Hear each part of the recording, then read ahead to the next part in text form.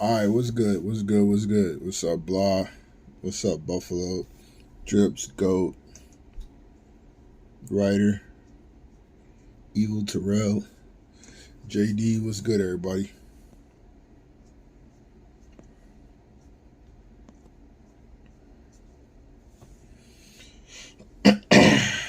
What's up, Irvin?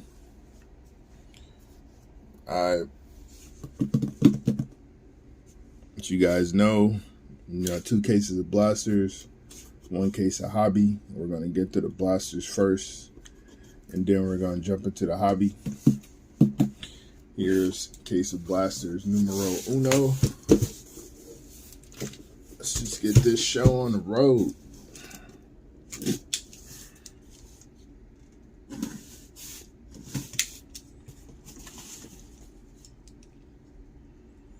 What's up, Rhaegar?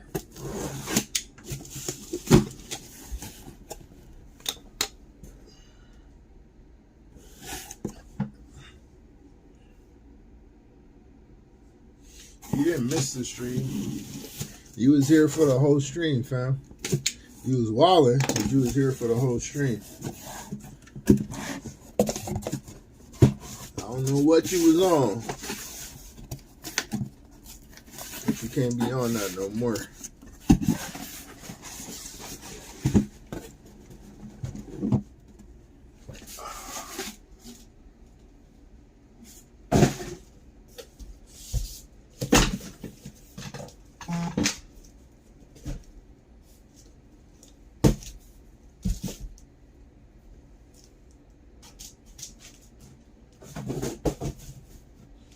I can't fly, guy.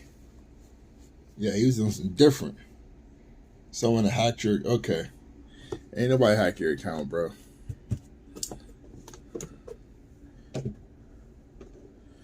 Nobody hacked your account and talked like you had your same jokes. That's not what happened. We ain't got to do all that.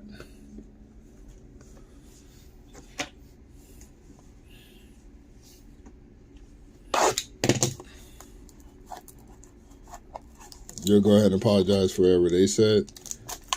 You can apologize for what you said. You can apologize for what you did. And we can leave it at that.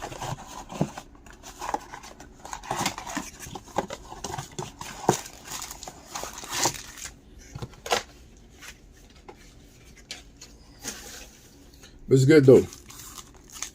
What up, everybody? Great break last night. Appreciate everybody that came out. Appreciate everybody that participated. Appreciate all the love that was shown.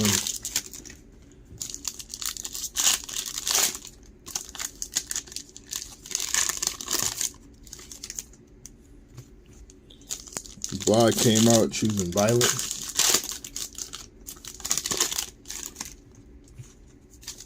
Wrong with me.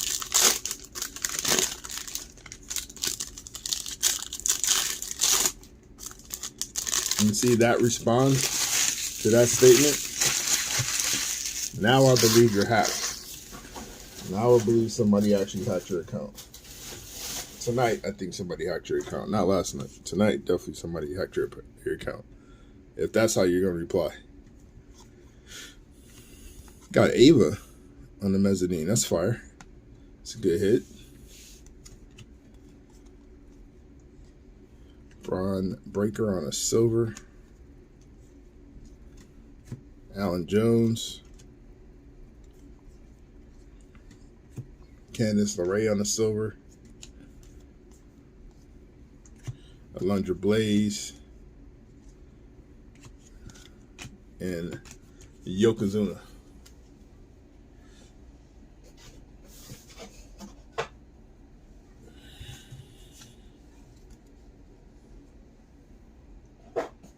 JV was good.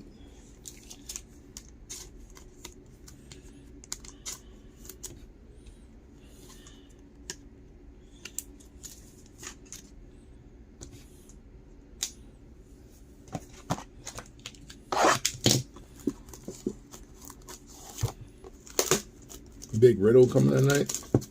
We shall see. We shall see. Hopefully your currency is good with the card gods.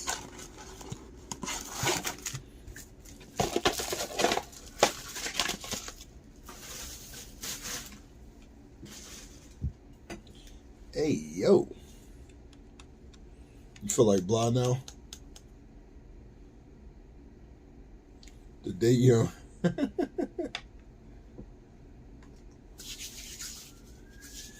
the day you don't have Ava?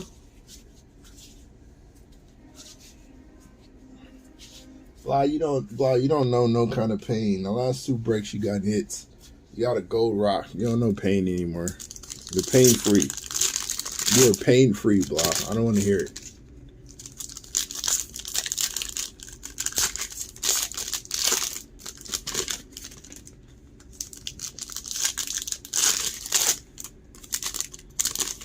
Hogan ringside zebra. And then we get to the hobby section of the break. For sure, for sure.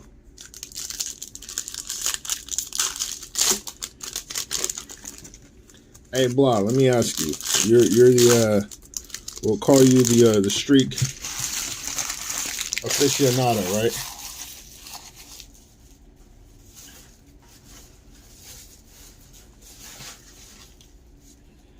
Does the fact that it's 2 blasters and only 1 hobby, does that count towards the streak? Or are we only counting it towards the 2 hobby breaks? Silver Braun Breaker. Silver Mezzanine of Lacey Evans. Johnny G. Silver Robert Lashley. Y'all see the threat that they gave to the Judgment Day? Ooh boy. Faction Warfare. Mezzanine and Triple H is actually pretty fire.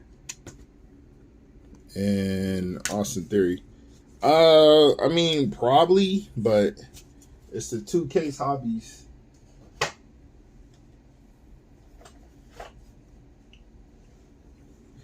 That the streak was curated on. I mean, we got the green last night, so we can keep that going. That'll still be intact, but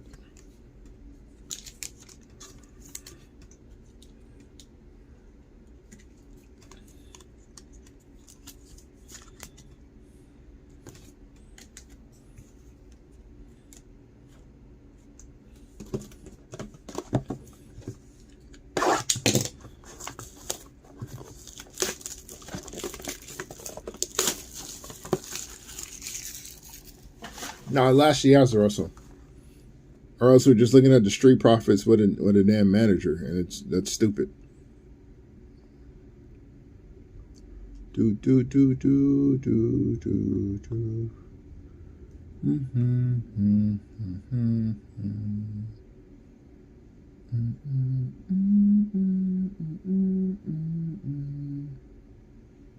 I don't see anything about a 101.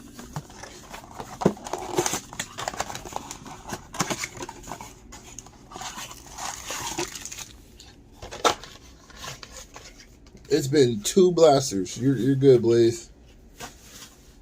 You haven't missed anything. None of those people have been pulled yet. Yeah, there's autos in there. I think we pulled autos last night, didn't we? Wait.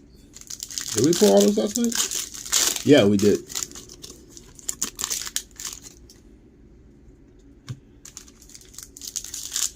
What up, Paul?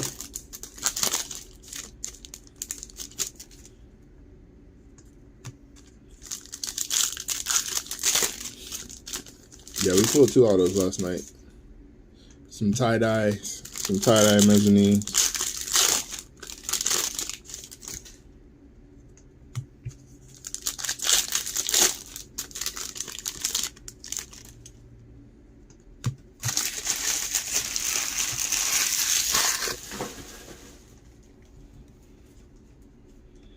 Blair Davenport hunting tonight.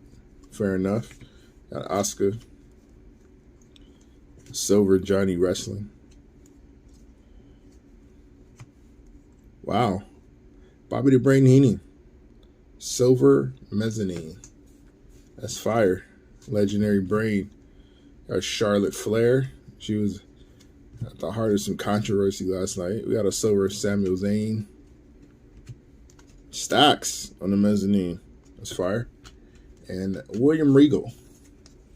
A wrestler's wrestler. A man's man. Any Regal fans? Are you guys Regal fans at all?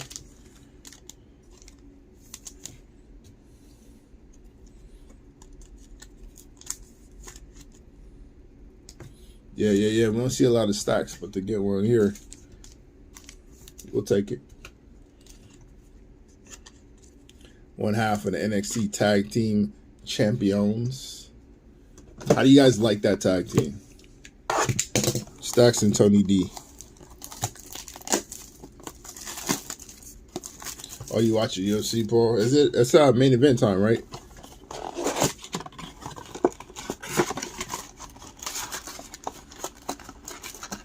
I don't know how you can't like Regal Sunshine, but I'm sure somebody has an issue with him somewhere.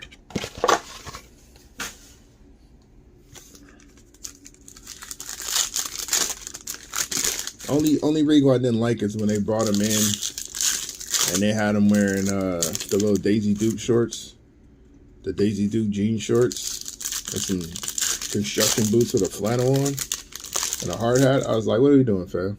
What are we doing? What are we doing? What are we doing?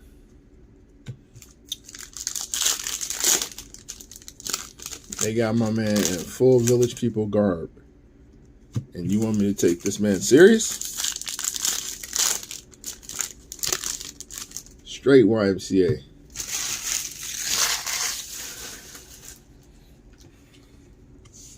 With the goofiest entrance music. I was like, yo, why they playing my guy like this? Becky Lynch on the silver. Undertaker on the silver. Bray Wyatt, ringside. It's fire. Thea Hell. Gunther. Finally broke that IC record. So that's out the way. Shinsuke Nakamura on the snapshot. Thea Hell. Miko Satomura. Why would you be punished on your debut, Victor? Like, he came in with that. That's the character they gave him from day one. Lord Steven Regal. A man's man.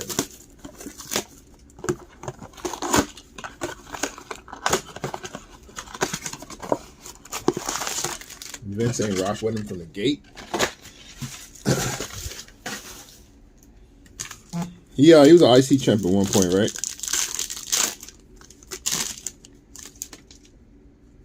I don't think he held any world titles in either company, actually. But he was IC. Was he television over in WCW at one point? Yeah, I guess that was reason enough, knowing Vince.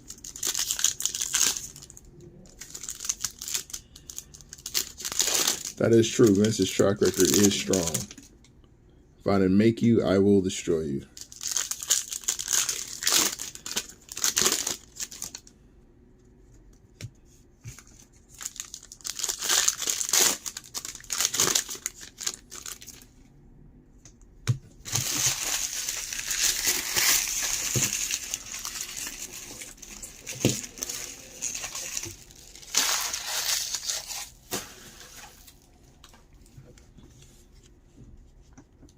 I see European. All right. I knew he didn't get like nothing major, but we'll take those victories. There's Brock.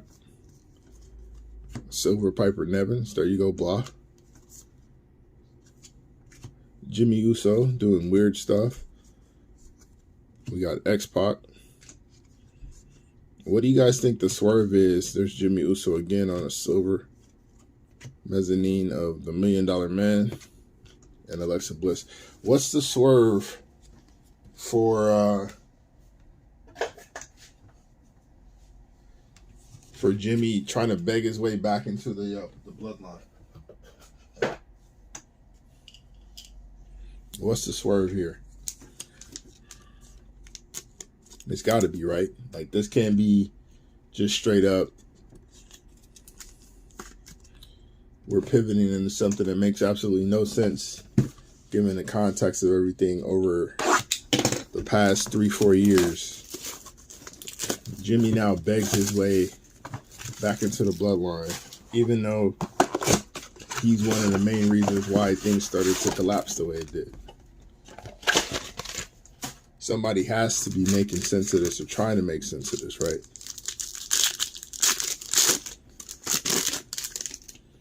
I can't be the only one with the WTF. I can't be.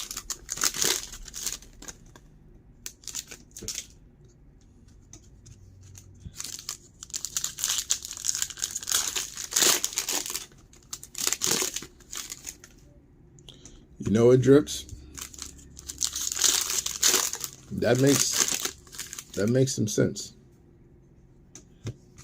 But does Jimmy eventually show true colors and Roman just watches the whole thing implode that way?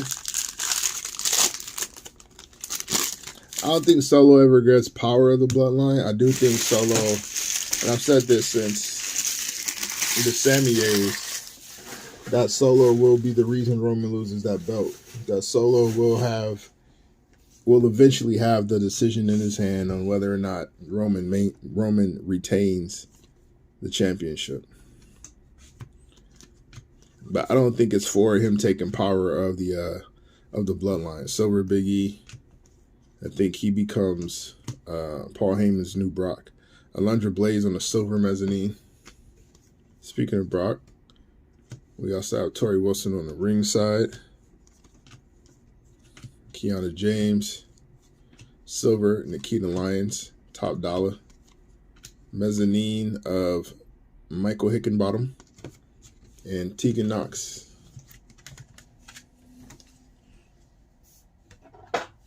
But Drips, that's actually pretty smart. That's actually pretty brilliant. Because I do like the build up towards Solo looking at Roman differently, like he's been doing. I like the continuance of that.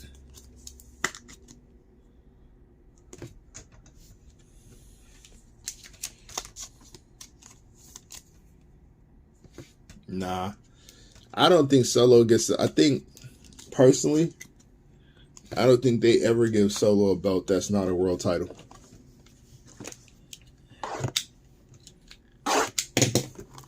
I know I think he had North American over in NXT, but I think on the main roster, he doesn't get a belt that's not a world title.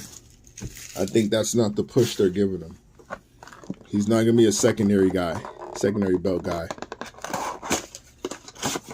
I think the Heyman connection becomes this thing, and he gets put into this monster type picture, which then eventually throws him into some sort of world title. Not yet, Jesse.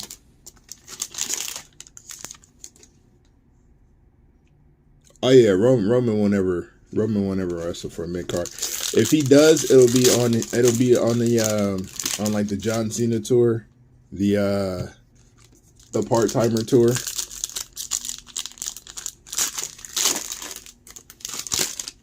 Nah, Dave, you haven't missed anything crazy yet.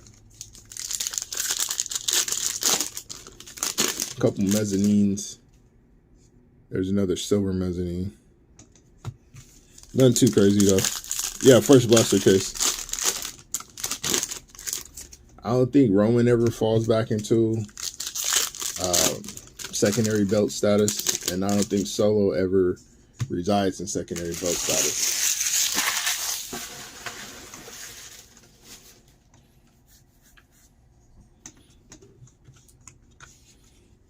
He's been built too much, and he's been involved at way too high for that to happen. Yeah, Randy Orton, Akira Tozawa, silver mezzanine at Trick Williams. That's fire.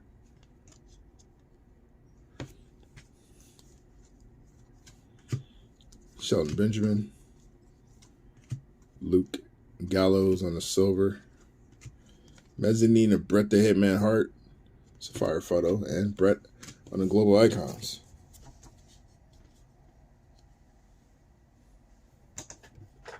I'm thinking so too, Drips. If there really is, if Hollywood really is calling him, I can see that happening. I can see him finishing out this run, finishing up the Bloodline storyline, them concluding it however they're going to conclude it, and then Roman riding off into the sunset. I don't think he comes back unless he goes like the Dwayne path, where he'll come back to promo a movie, but nothing else. Hey, man. Is the world ready for Sean Strickland with a belt? I was thinking that too, Fest Love, but because I've seen the kid Russell. He's using the spike as well.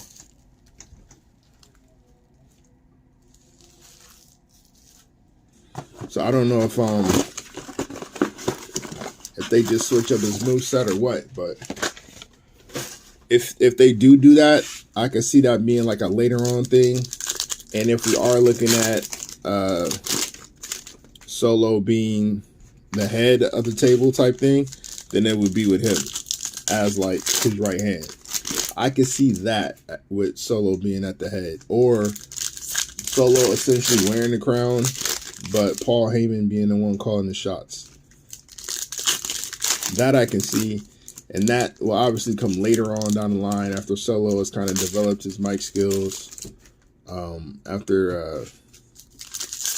After Jacob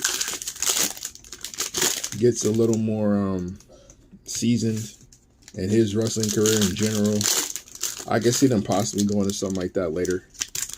Maybe rehashing this, but it'll be this particular rendition of it will be long gone by the time they get to that point, I think. Not a huge fan of the spike. The way Jacob does is actually pretty cool. It's a choke slam into, it's like a choke lift into a spike. Silver Bret Hart. He does it similar to how Umaga used to do it. Veer Mahan. Eddie G. Silver Bray Wyatt. Hey, that's fire. Eddie G on the mezzanine. And Trips.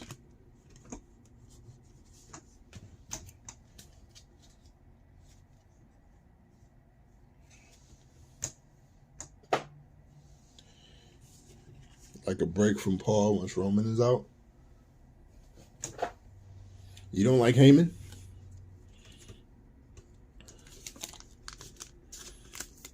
Heyman doesn't go away. Heyman can't go away. If Solo is the cause, Heyman goes nowhere.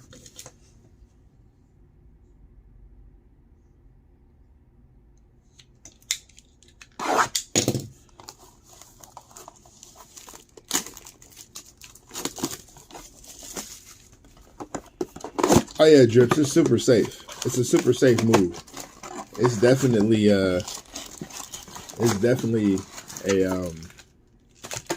looks worse than it is type of move. It's up to how they sell it, you know.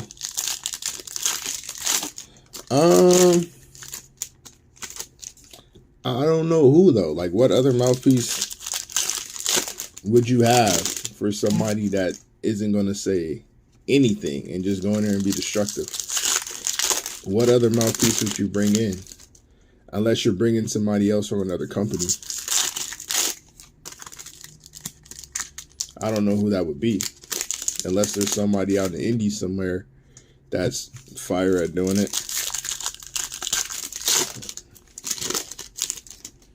I know, or I think that was the plan for Adam Cole with Keith Lee on the main roster. But obviously, you know, he chose otherwise. Wisely so, because if you don't have Adam Cole in the ring, you are wasting it.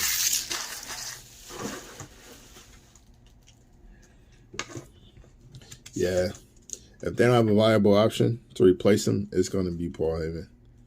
It's a match made in heaven. Alba Fire on the orange flash. We got Kurt Hennig on the silver. Bex on the silver. Becky Lynch yet again. She was our Firestorm last break. We got a silver George the Animal Steel. And Dwayne.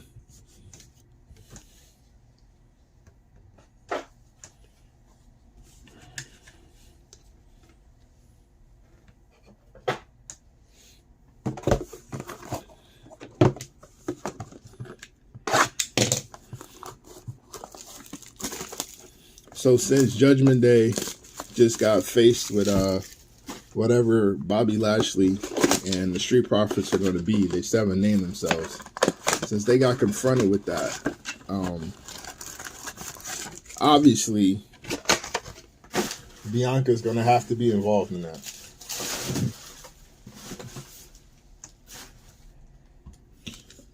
Do we like that situation?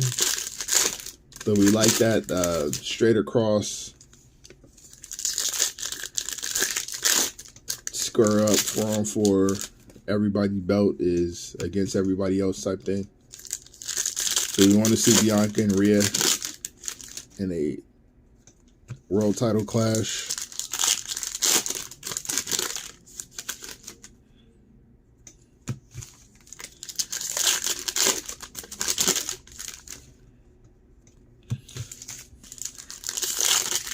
You want a Montez solo run?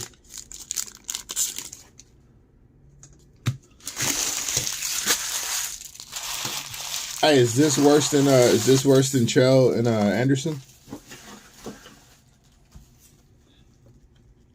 Just want a Montez solo run. Everybody does. We'll eventually get it. It'll happen after this. Sami Zayn. I think it definitely happens after this. Silver Drew McIntyre. I think the question becomes if it's going to be as a face or as a heel. But we'll get it. Ringside, Braun Strowman. Silver. That's fire. Giovanni Vinci. Nah, Dom's not fighting Lashley, but after seeing those two face off, it's a pretty intriguing match. Snapshot of Carmelo Hayes. I think it'd be pretty intriguing to see. After watching that face off, I kind of want to see it.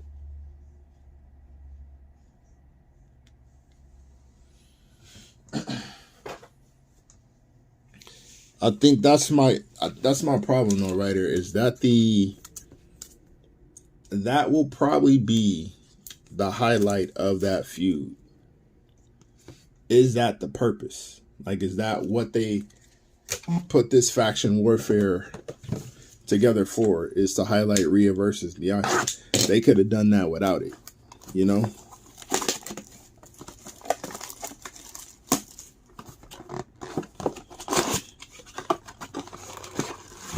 Right, she is. I agree with that. But that just speaks to how good Rhea is in general. If you're going to make Rhea versus Bianca the main focal point or the most entertaining aspect of these two factions feuding, then we don't need these two factions. No, that's just for TV. That was for TV until they could get the belt over to EO. A-Drips, I think if Angelo Dawkins is going to keep a job in the WWE after him and Ford splits, then he has to be the heel in this situation. He has to turn on Montez. I think that'll give him a little more life. But after that, Kiddo was donezo. Unless they make him a new leader of Hit Row, Angelo is finito around these parts.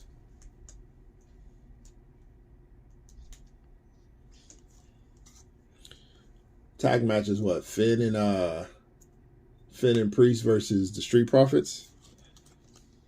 Got Cora Jade. Silver Sonya Deville, Silver Brutus Beefcake,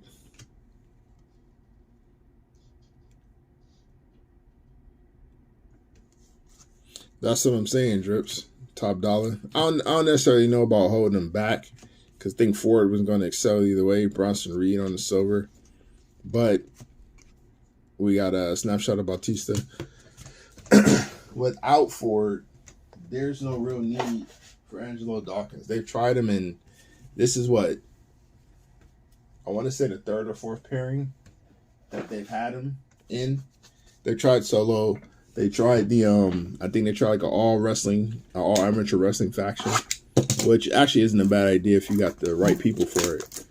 But they tried that all amateur wrestling faction in NXT. That fell through. Like, this is the first time he actually had something that landed.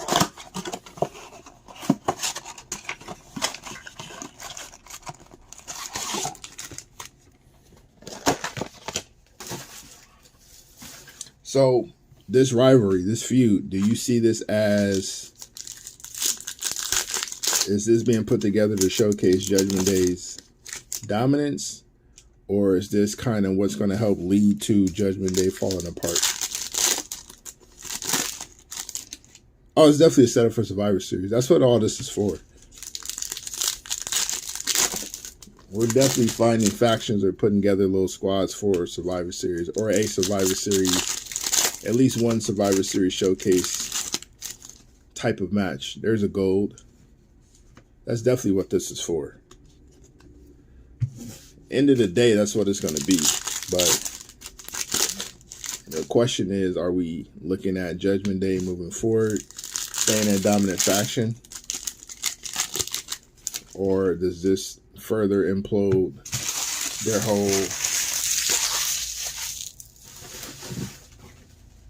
whole unit? I don't think so. The Miz, Silver Alexa Bliss, top dollar. Brock Lesnar, Silver Bailey, Thea Hell. There we go. Nice mezzanine of Sol Ruka. A little strong in the face, but nice card. Randall Keith Orton, Kiana James, and the Boogeyman will unveil our gold.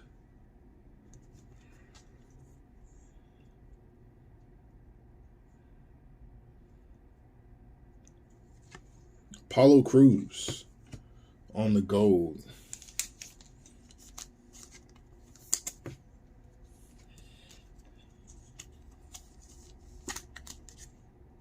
One of 10. First of its kind on the gold Apollo Crews. Apollo Booze is crazy. You guys think they dropped the ball with Apollo?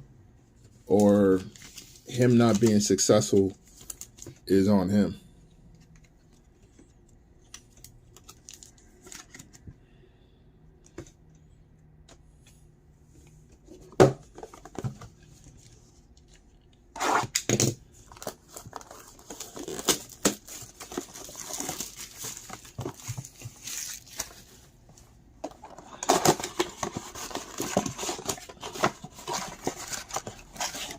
Is there not enough personality?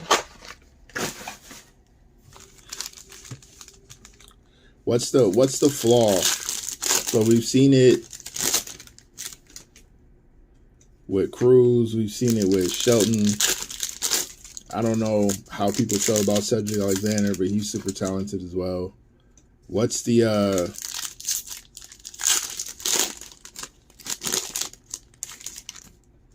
flaw? No, it's not that, Rhaegar. And I knew that's what she was going to do.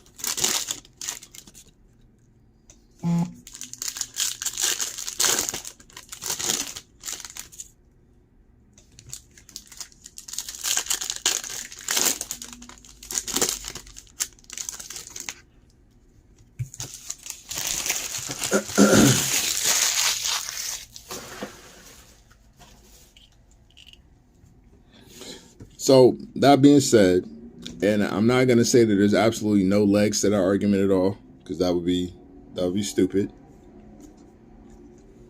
Finn Balor.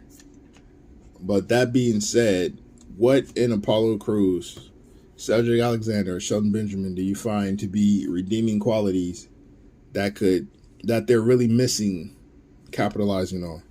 Karrion Kross on the silver. Jake Roberts.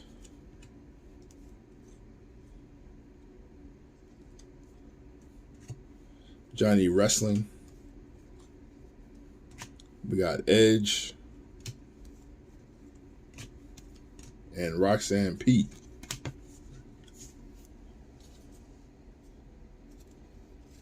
Yeah, they're really good wrestlers. They're all really good wrestlers. I'll give you that. But even with that, Apollo's not a massive individual to where I can give him some sort of monster push and him not have any mic skills to carry himself over. You can say the same for Shelton. You can say the same for Cedric.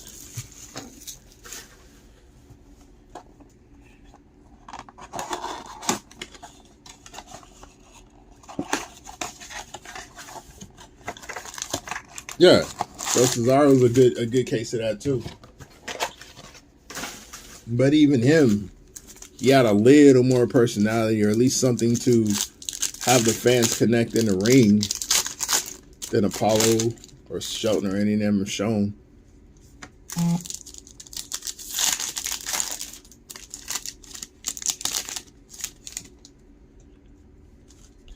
For instance, this guy, right? I think they dropped the ball with him somewhat, but got to take a little bit of accountability for Cameron as well. Good moveset, good performer in the ring. Something about it just isn't connecting with the crowd.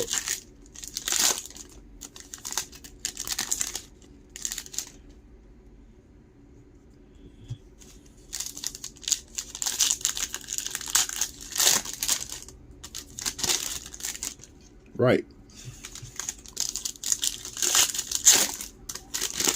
You got to have it. And if you don't, it falls apart. Like, for instance, perfect example, right? Perfect example for that. Big E. When they wanted him to just be quiet and just this little small powerhouse, didn't work. As soon as they saw the type of personality he had outside of the ring, they brought it to the forefront and it got him over.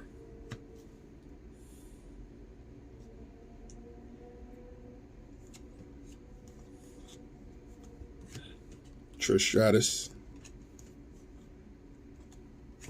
Yulisa Leon, Xavier Woods, Silver Roddy Piper. There's Wes. They were asking for Wesley. Wesley has appeared on the mezzanine. That's fire. We like Wes. Wes is good.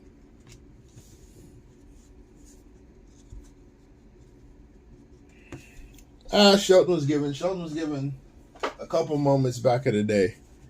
Trips and Shawn, he was given a moment. They didn't do anything else with it. He was part of one of the better tag teams. He was part of a really, really good faction alongside one of the top guys in the company. Just didn't work.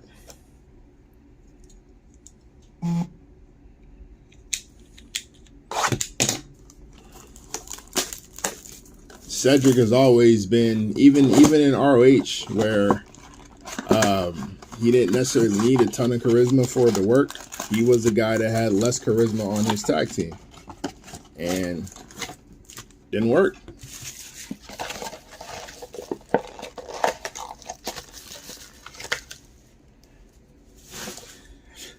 Bobby works in a certain sense that Bobby looks like a monster. Bobby was probably the closest thing in terms of physical gifts to Brock. Brock doesn't work. Brock worked because of his build, because of the physique, because of what he can do. Bobby was the same thing.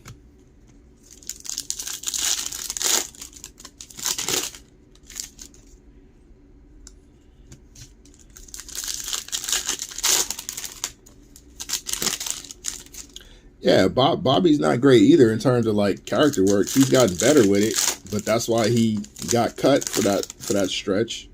Went over to TNA, tried to develop some mic skills, came back a little bit better at it, a little more comfortable on the microphone. He wasn't quite there either, but we're still talking about a dude that was built by like a damn comic book character. And plus, he did the MMA thing, which gave him a little more credibility, something else he can lean into. Hogan on the silver. DL. Silver Edge. Batista. Hank Walker. And even when you're talking new Bobby, we just now see him speak for himself. They still gave him another mouthpiece again when they brought him back. Alundra Blaze. Braun Breaker, Top Dollar, Bailey has and there's been stretches where I've been kind of out the loop, right? Has Bobby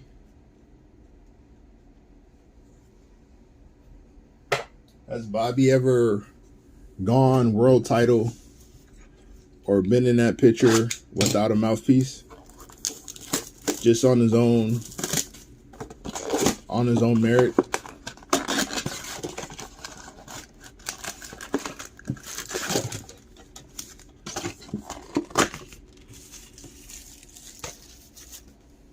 Yeah, it was.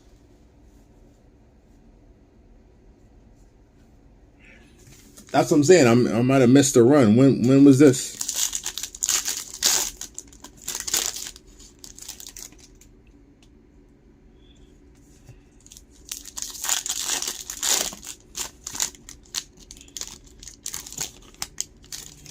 His ECW run, the ECW that Vince didn't give two shits about.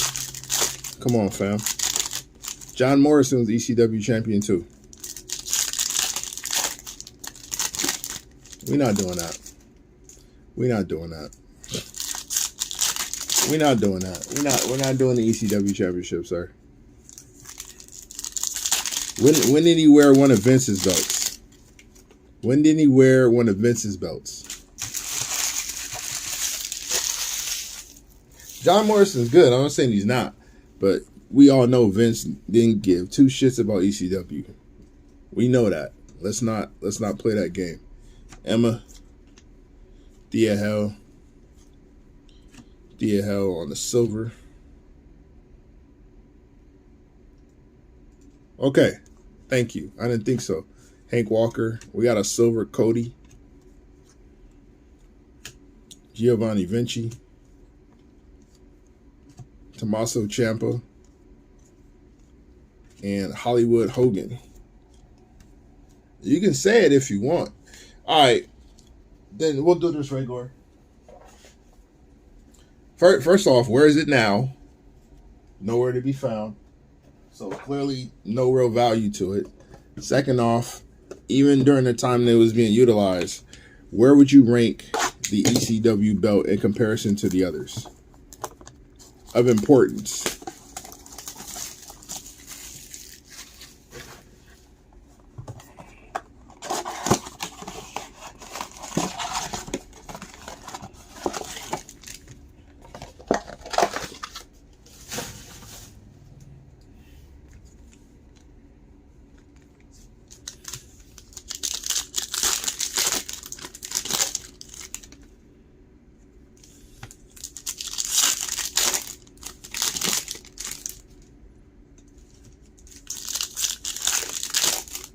Was Bobby's ECW run during or after he wrestled for Trump?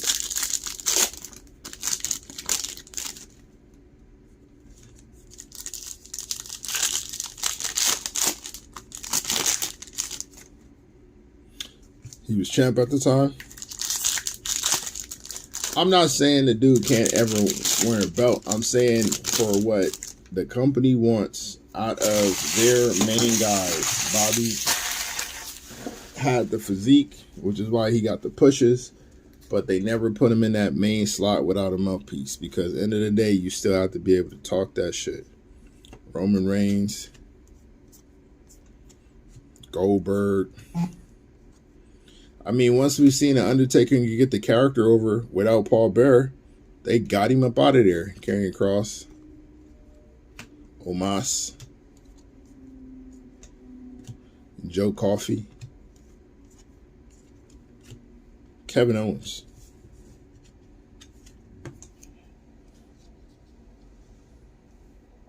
No, they're not amazing now, but he's a little more comfortable. He's a little more comfortable. I think he learned a little bit of something from MVP.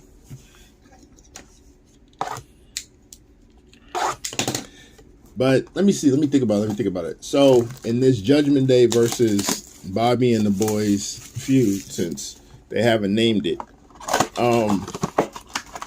if he's going toe to toe on the microphone, who is he getting absolutely wiped out by? Outside of maybe Rhea. No, Otto, yeah, Buffalo. Who's the best talker in that entire faction war? It's Rhea, right? Rhea would be number 1. Who would be number 2? Tez? Dom? Would it be Priest? Who would be number 2? Out of those two groups, who's the best talker out of those two groups? Damien? Finn? No.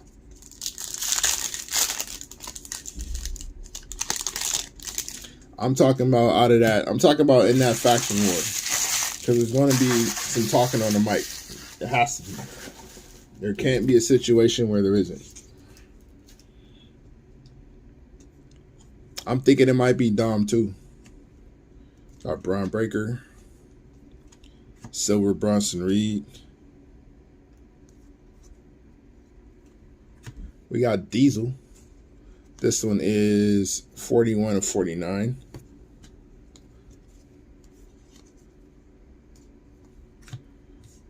The aforementioned Robert Lashley.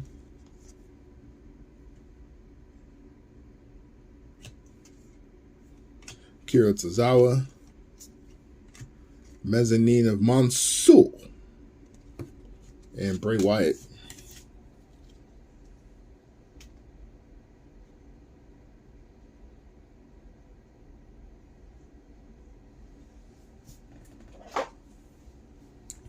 Can we...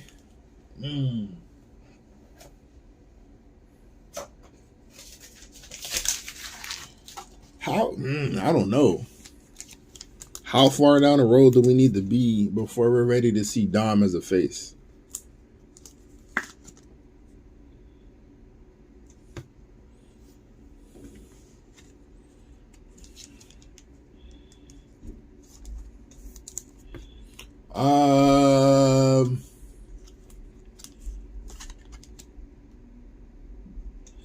Do Dom and Ray make up before Ray retires?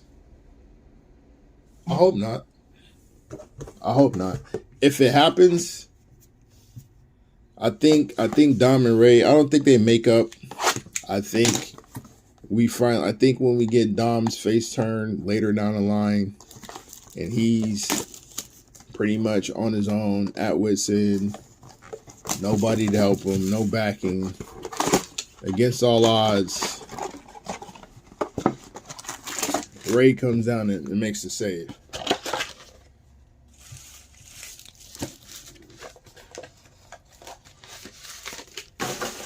But I don't need to see Dom be a face no time soon. Because I agree. He's probably, especially with MJF converting over, I think Dom might be the best heel in the business right now. He gives the most natural heat I've seen in a while. In a long while. It's kind of ridiculous.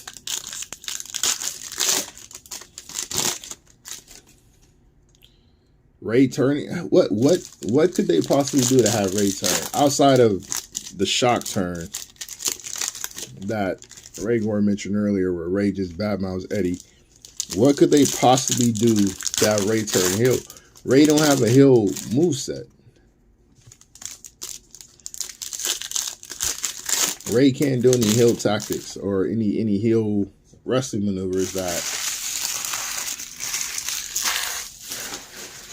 would work, would be believable. I think so too. I think so too. I think the LWO is about to turn them. I think Santos is about to lead that charge. And I think Ray gets left by himself, and that's the evolution of that character. Because he needs something else. It's getting stale. Silver, Roxanne Perez. I'm already over it. I'm already tired of seeing Ray in general. Gigi Dolan.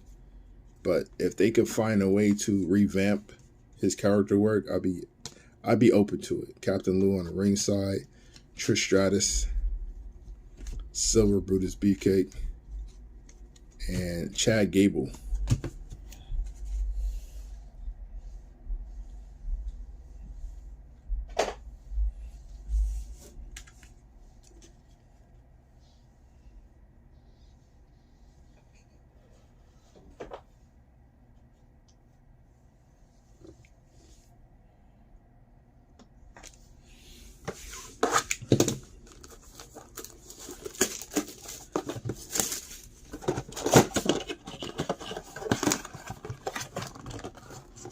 Ray's too small to be taken serious as a heel.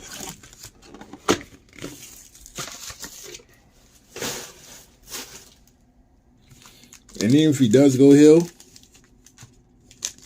he'd have to go scary heel, manager heel, essentially.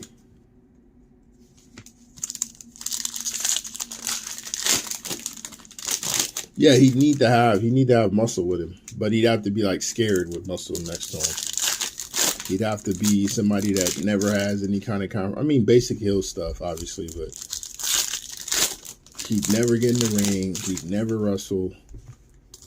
I can't take Ray serious speaking like a heel either with that pitch.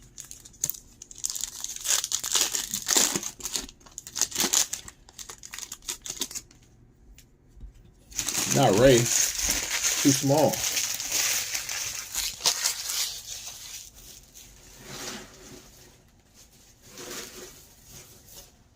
No, it didn't. No zebra, no tiger.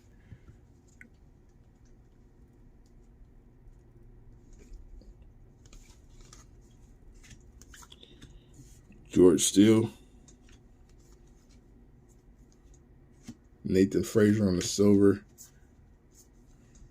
Kevin Owens, Kiana James, Jake Roberts, Top Dollar, Silver Alba Fire,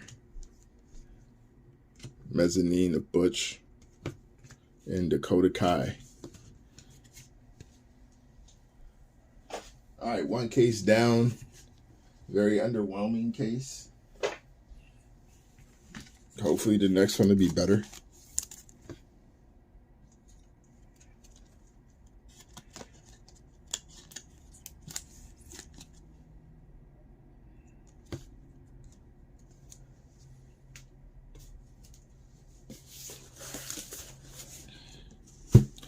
Second blaster.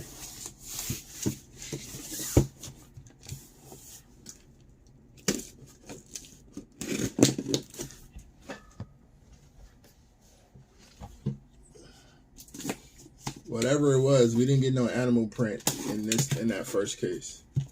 Whether it's tigers, zebras, elephants, crocodiles, giraffes, dinosaurs, whatever the hell. There's no prints. No prints.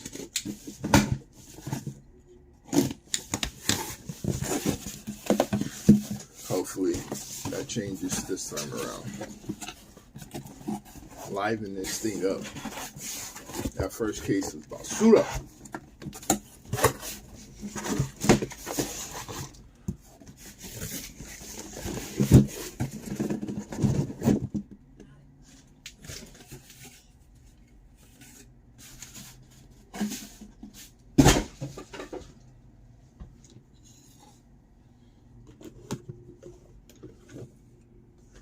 Hey, so does Strickland actually win?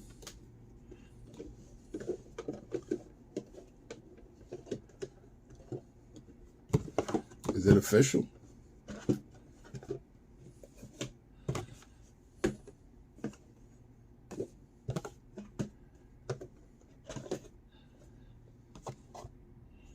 Wow. Crazy, fam. Crazy.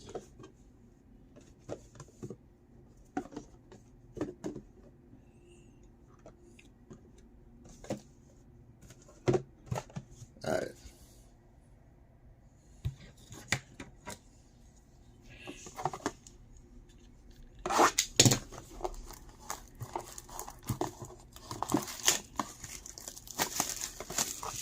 Crazy. Sean Strickland is your world champion. The press conference is going to be crazy. Sean Strickland with a microphone on purpose. Sheesh. Sheesh. All right, hopefully this case is better than the first one. That first one's a little bit of the booty.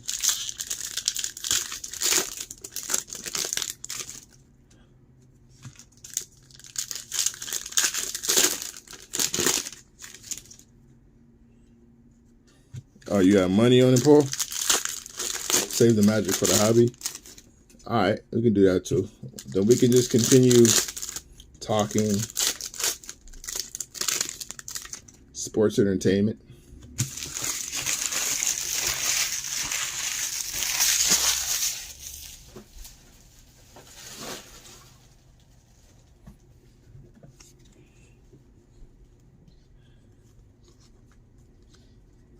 Keaton Lyons.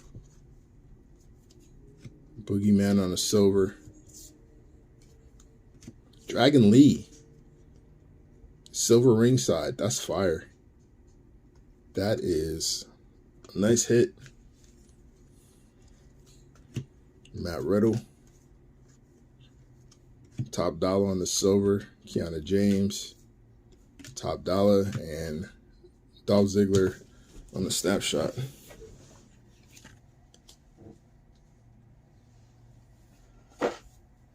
Damn, Paul, are you paying for everybody's spot in the break? Is that what you're telling me?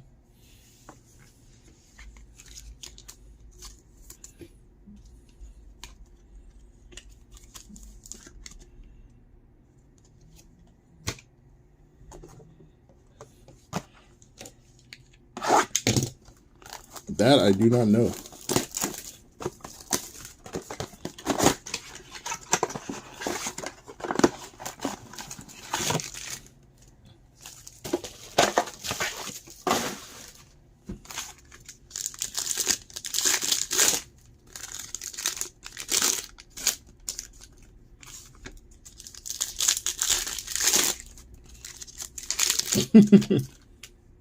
That's crazy.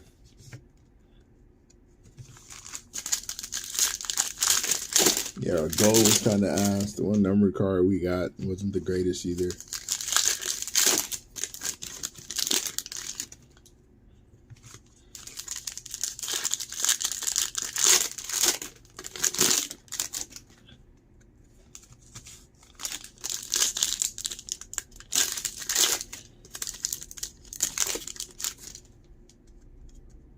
What previously done storyline would you like to see redone with today's cast?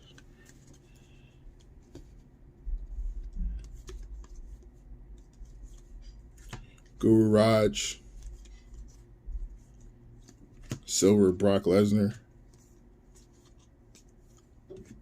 Hulk Hogan on a silver, Ricochet,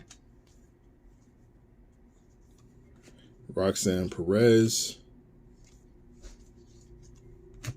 X-Pac on a silver, Edge and Lita, but just Rhea and Bianca. Okay. There's one. What else? What else we got?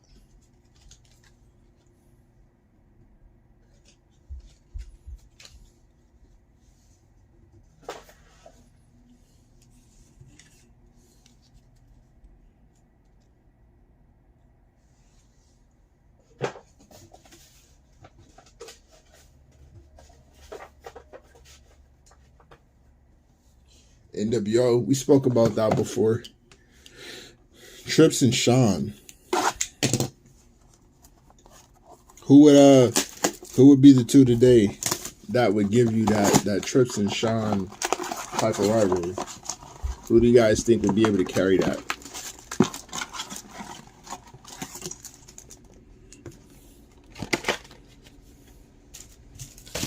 Mark Henry and Mae Young? With who? With what two wrestlers, Vic? NXT versus W. They teased that for a little bit. They teased it for a little bit. With Trips as the lead in the NXT charge. They teased that. Cody versus Goldust.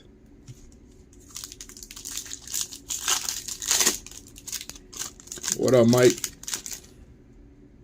Nah, we're still in the Blasters. Blasters haven't been the best.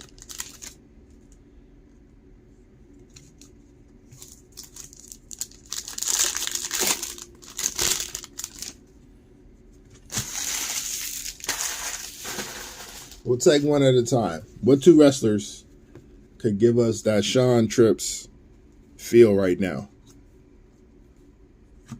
Jagger Reed, Silver, Ultimate Warrior, Kiana James, Stone Cold on the silver, Top Dollar, ringside of Edge, Randy Orton, Xavier Woods, Thea Hill, Kane, KO and Sammy.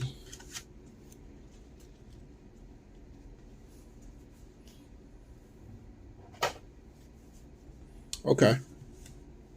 Jimmy and Jay.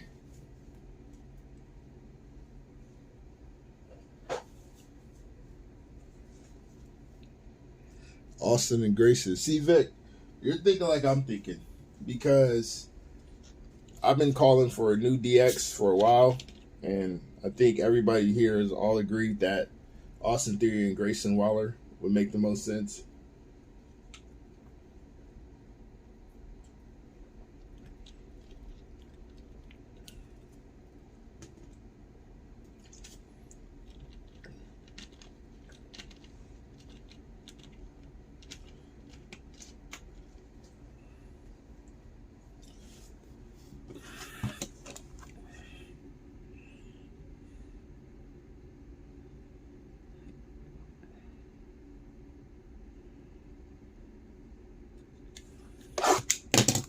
KO had the best main roster debut, bar none.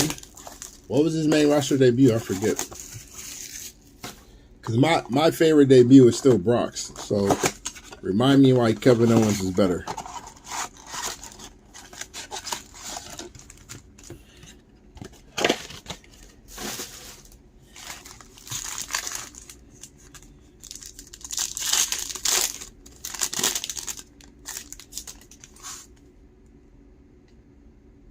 Okay.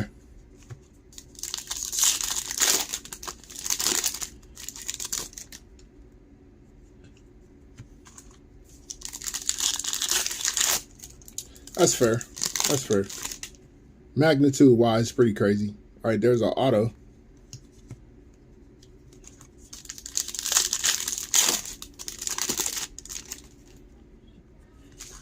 There's been talks of them bringing Carlito back. One person they're not going to bring back, though, Gable Steveson. They went on and cut ties, for what I'm hearing.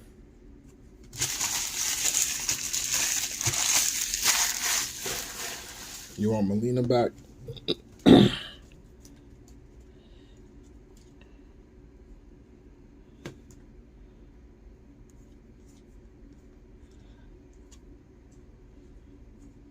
Yeah, some of the same. The difference is the mezzanine and then just the colors. You got Asuka, Gigi Dolan, Kiana James, Charlotte Flair on the silver, Top Dollar, Cora Jade. Let's see who her auto is.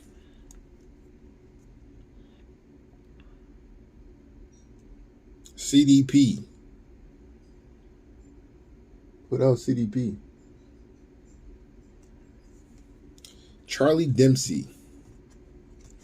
Yikes. Chuck Dempsey on the auto. And Gunther.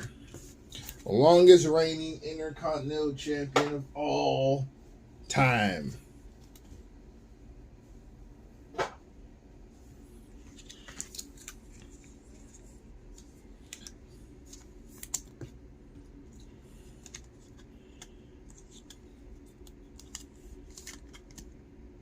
Yeah, I think they cut him. I think they cut Gable Steveson.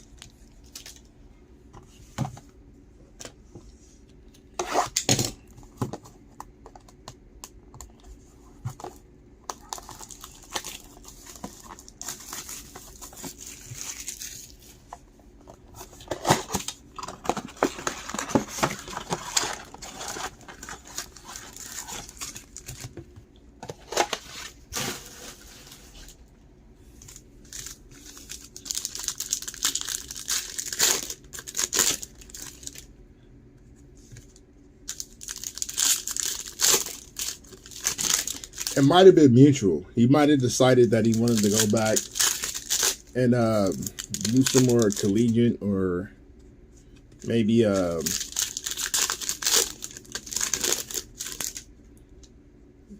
amateur stuff before committing to this full time. Maybe you wanted another medal or something. I don't know.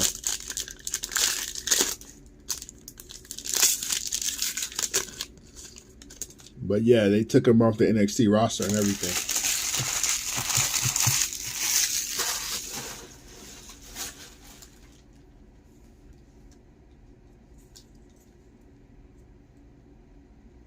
Yeah, that makes sense. He's still young enough to where he can do that one last time before it's wraps. Hank Walker,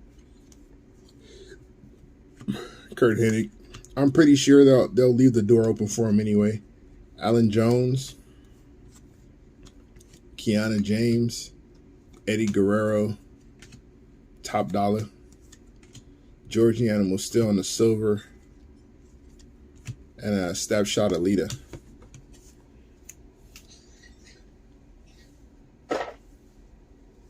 Plus, if he comes back with 2 golds,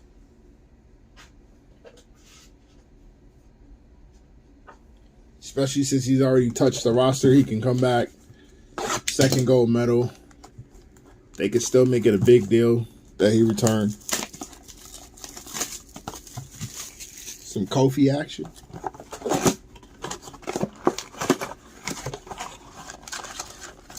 Speaking of Kofi, let's talk about some of the most disappointing title runs.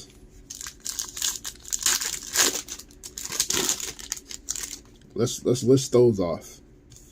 Kofi's got to be in here.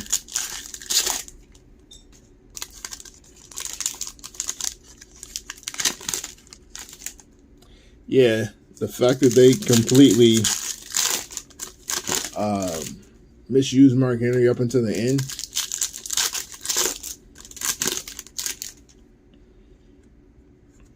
Like, his best run was Hall of Pain.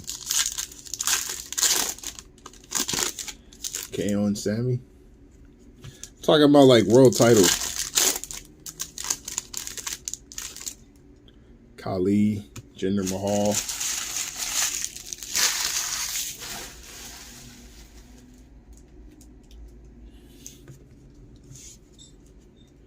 Kofi should have never got that thing to begin with, man. Should have always been in pursuit, never to capture. Bret Hart, he's not built to wear the title. R-Truth on the silver. Sami Zayn.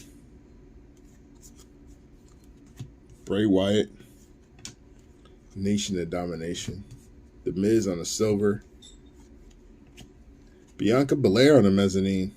That's fire. And Bianca Belair on Sensations.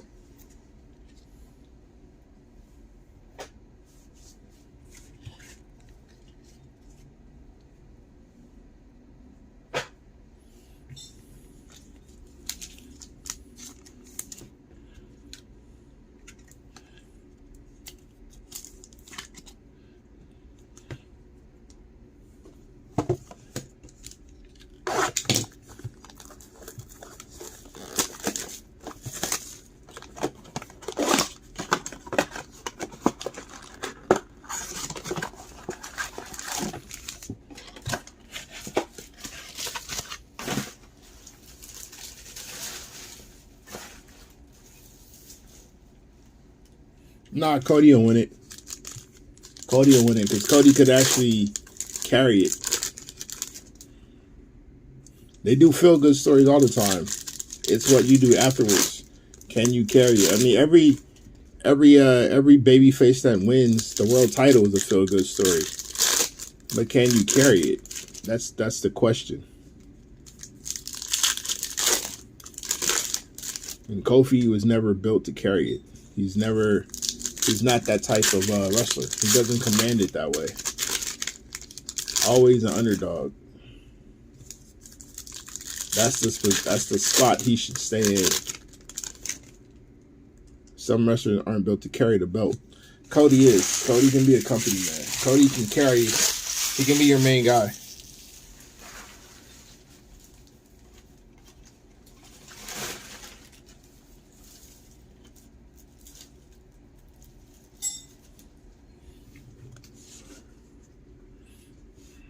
On a roster that's not full of guys that can be the face main guy, it's Cody. Cody's definitely one of them. Karrion Kross, Asuka on the silver, Becky Lynch, Silver Edge, Solo Sikoa on the mezzanine. That's fire. And Kevin Owens.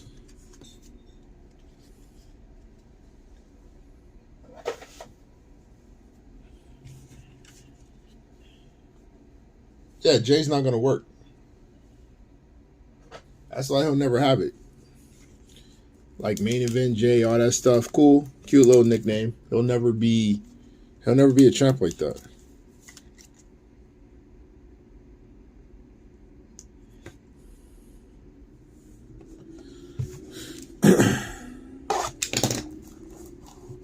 Yeah, Jay as your world champion, as your universal champion, whatever, it's not going to be good. It's not going to be a good one.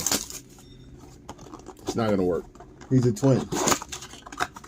End of the day, as long as Jimmy's still on the roster, actively on the roster, it's not going to work. He's a twin.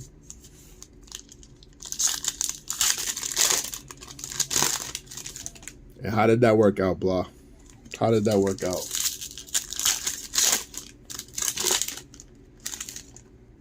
But it's a big difference between like your heels having the universal title or the world title is way different than a babyface world title run. A heel world title run is easier to do because we're supposed to hate you.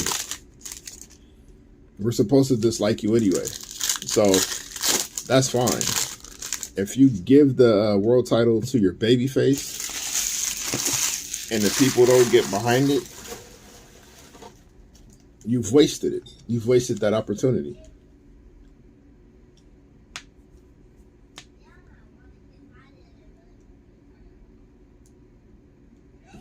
Gunther will eventually get a world title, but he'll run it the same way he's done the IC belt. But he'll have to be a heel during it. He can't get it as a face. Thea Hell, Valentina Faraz, unless the company is going in a completely different direction in terms of how they value those type of things, he can't get it. Charlie Dempsey, 29-49. Hank Walker, Electra Lopez, The Rock, Nikki Cross on the mezzanine, and Rhea Ripley. Yeah, AJ could be a good heel. AJ's a good heel with a faction behind him.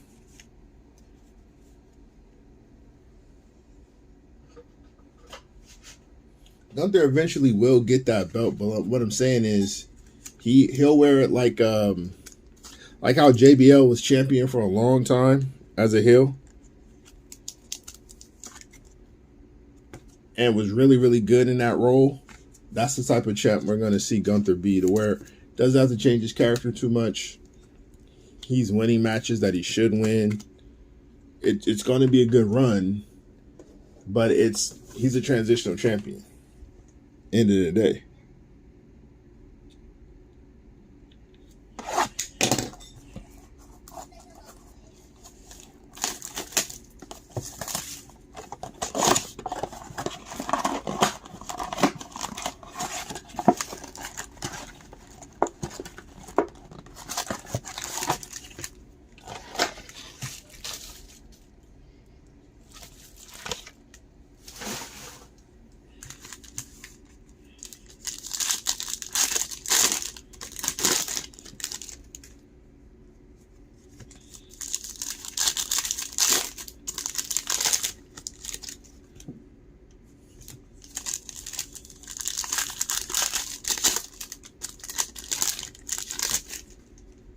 Another auto.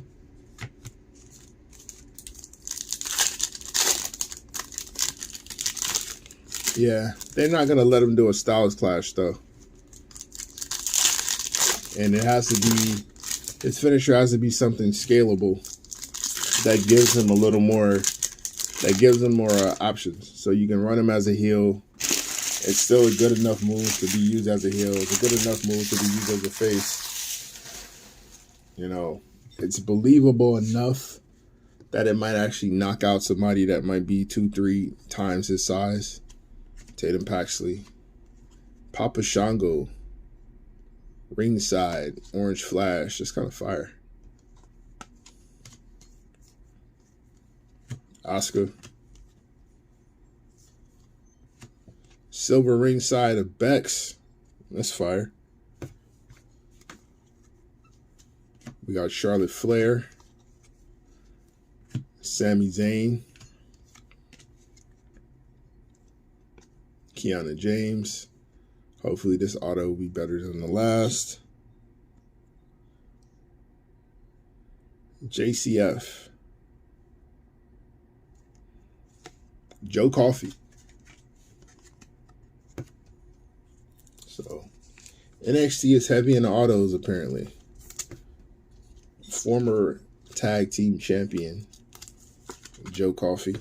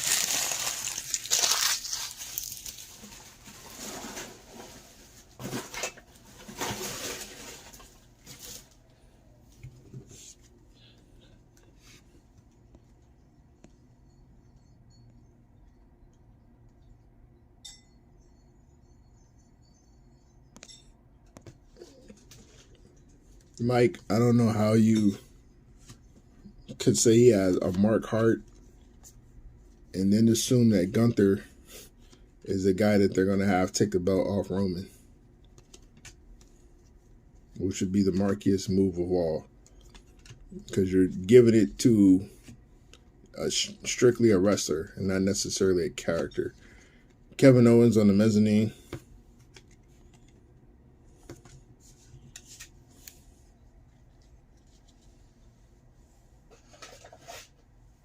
Gunther will be your top heel. He can be, he's going to be the best guy they have in the ring. But that company, as much as is entertainment based, will never have their world champion be all ring and no pomp and circumstance. They tried it before, and the last time they did it, they hit that guy with the Montreal screw job and sent him packing.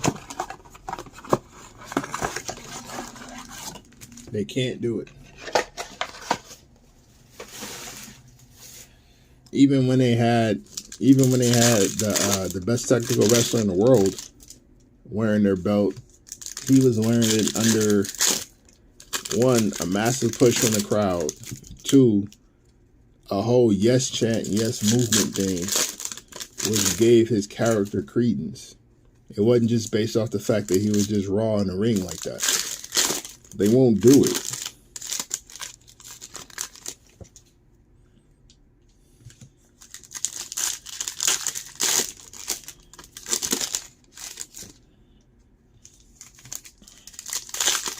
I want Braun to come in and spirit the hell out of Ray. If the LWO don't turn on him, I want Braun Breaker to come up and just spirit the hell out of Ray and just take the belt from him. George Steele, Silver Brock Lesnar, Batista, Jake Roberts, Silver X-Pac, and Roman Reigns.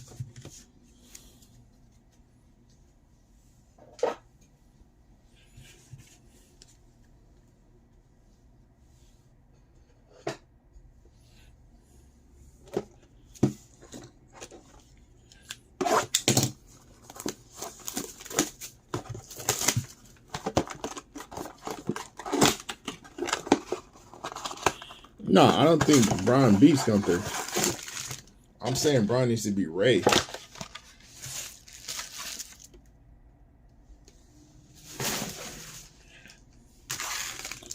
I like Gunther. He's probably my favorite wrestler on the roster. Best matches on the roster.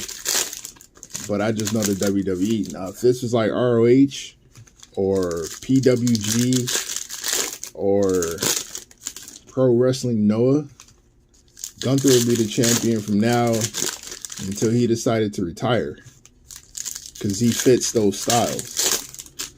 He fits the way that those companies run their championships. Vince don't do that.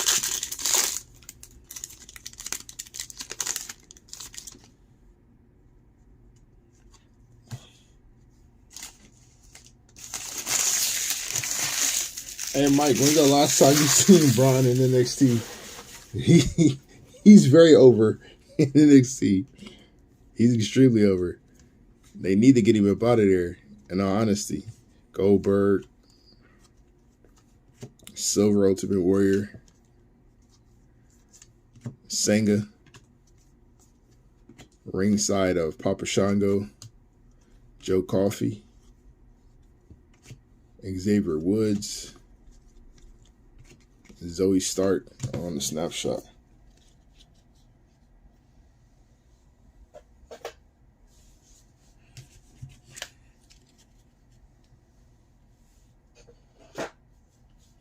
Braun, I think right now is probably more over than anybody else on that roster down there.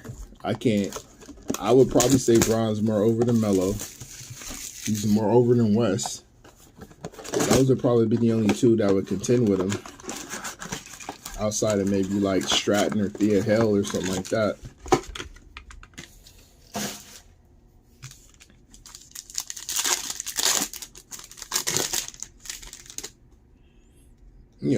Over is over. What do you mean? Over as a heel, over as a face, over is over. Oh, yeah, Dragunov. My fault. Dragunov is definitely in that combo. Dragunov is definitely in that combo.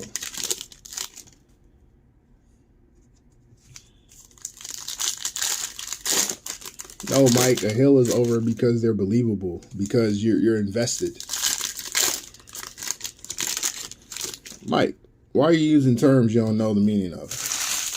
Over in wrestling in general just means that you're able to execute your job with your character. That's over.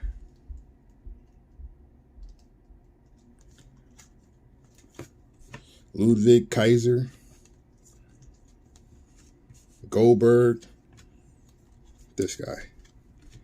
Why is he over? Why is he over, Mike? Why is he over for you? Why is this guy over for you? Explain to me. Booker T, Roman Reigns is a heel. He's over. Are you this motherfucker here, boy? Joe Coffey on the silver. Kevin Owens.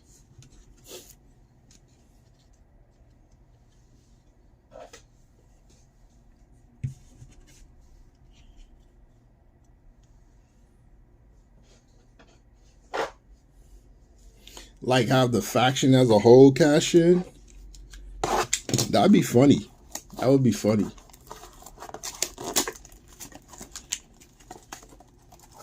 Yeah, I know what you mean. I know what you mean. That would be hilarious. That'd be a nice little twist.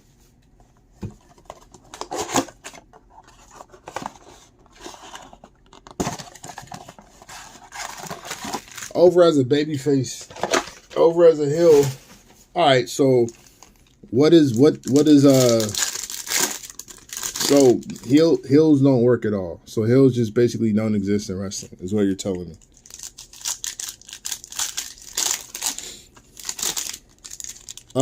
No, not yet. I'm guessing these hits are gonna come up in a hobby though, because the blasters aren't really cooking the right way.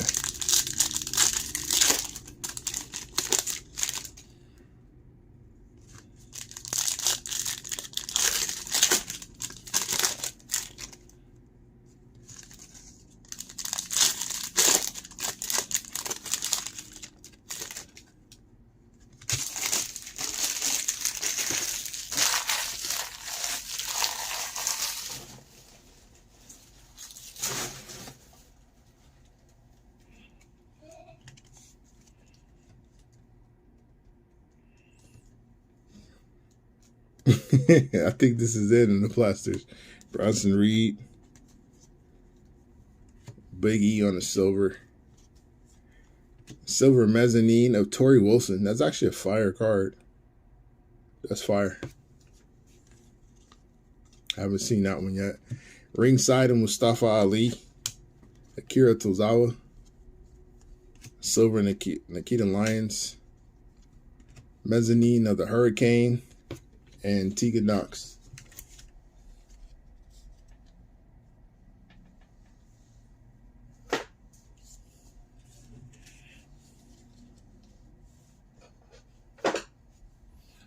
Yeah, I don't know what Mike's talking about. I really don't know what Mike's talking about. You don't have to be a babyface to be over.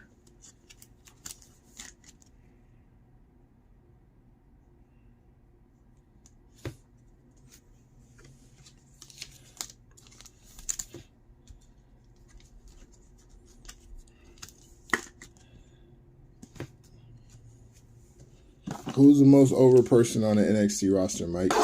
You ask you every week. Who's the most over individual on that roster?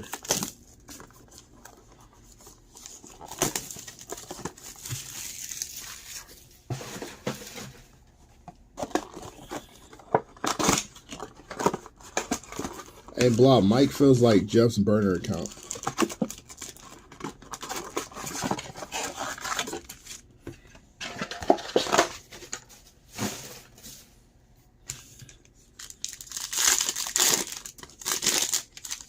Tiffany Stratton. Okay. And she's a heel. Otis is not on the NXT roster, sir. Why is she over, Mike?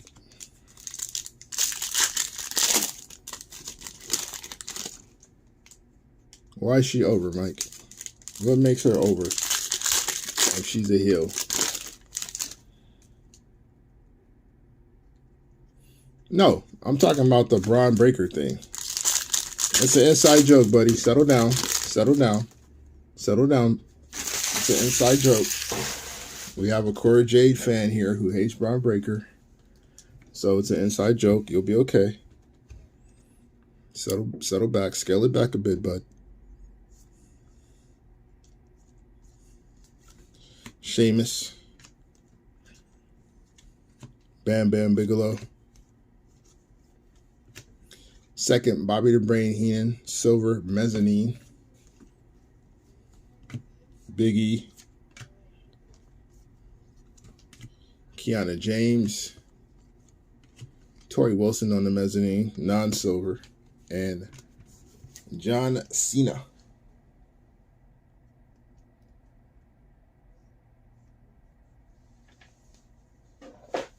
Oh, that was Rhaegar.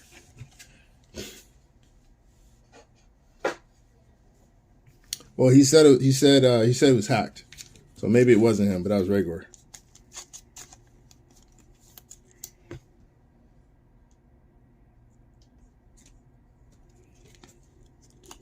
Oops.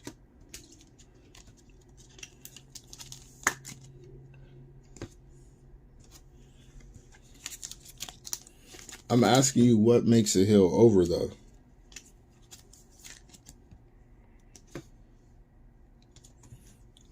Braun, especially after what he just did, the wars he's had with Melo, the war he had with Dragunov, the shit he's got going on with Von Wagner. He's got new merch. He's been a champ there forever. He's over in NXT. He needs to get out of there, but he's definitely over in NXT.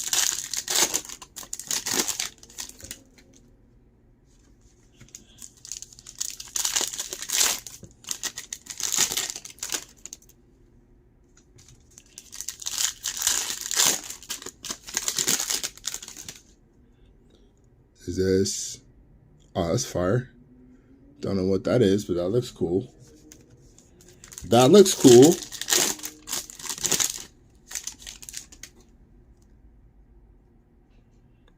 Don't inform him too much, guys.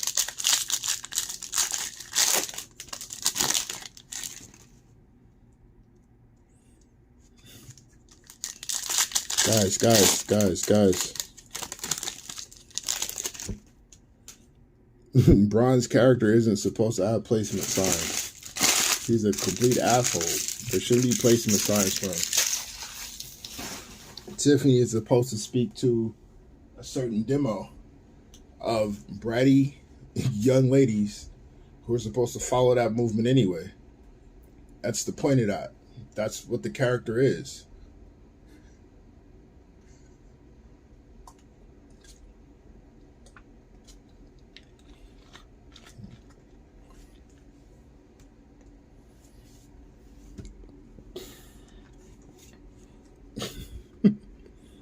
Hey, look, it's Braun Breaker.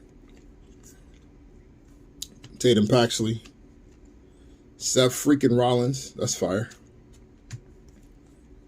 You got a silver Asuka. Bray Wyatt on the silver. Charlotte Flair. Everybody but you, Mike. Everybody but you. I understand. Sami Zayn.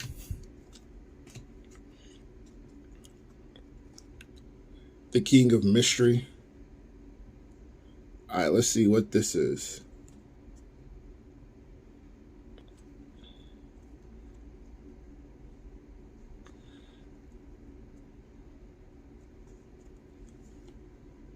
Wow, Matt Riddle. 4 of 5. There you go. Somebody asked for a big Riddle hit. There is your big Riddle hit. That's fire.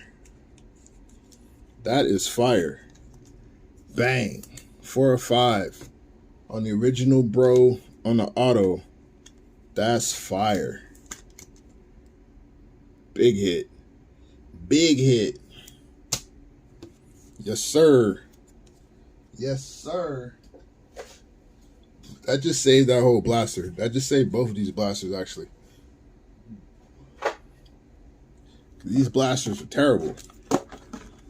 Not Mike Take terrible, but terrible. Now get me a gender. That's fire.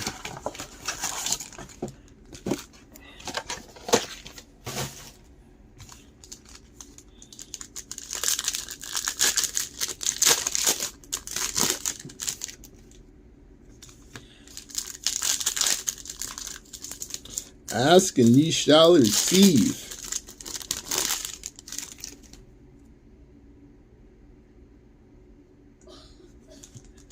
Mike, the guy wanted a Matt Riddle card I don't know if you can tell him that what he wanted to hit isn't a big hit for him.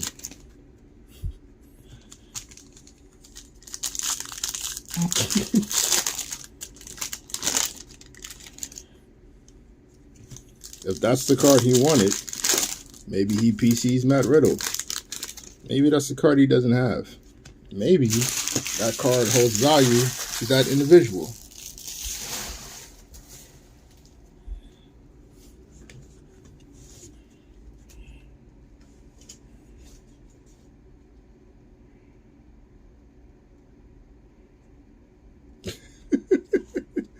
Mike on his hill shit tonight.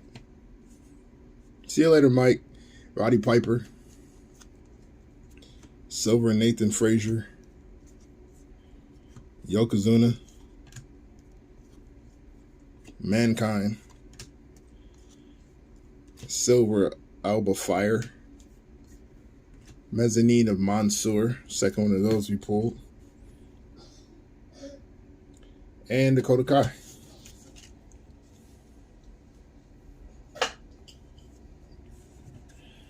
If we can expand the question, HBK is the most over person in NXT.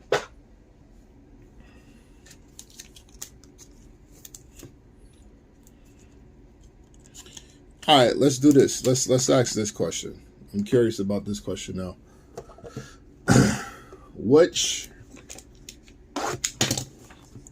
is there a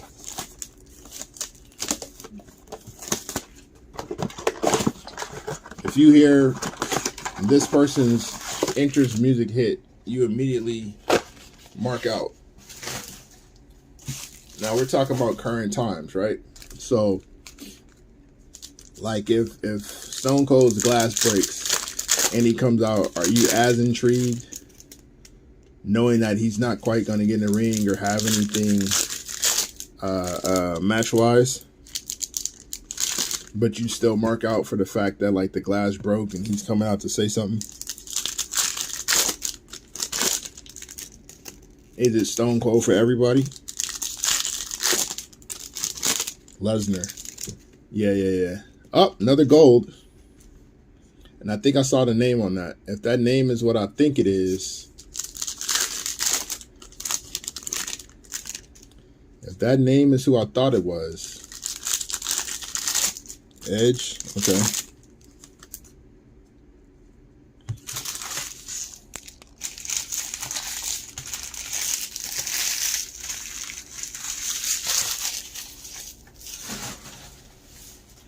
I don't know if y'all caught that name. I caught that name. Yo, Blah, relax. Relax. Maybe not Buffalo. It's X-Pac. Karrion Kross. Bam Bam Bigelow. We got a silver edge. Trying to keep it hidden. Mezzanine of JC Jane. That's fire. JD McDonough. Katana Chance. Nathan Frazier. Alba Fire. It's a ringside.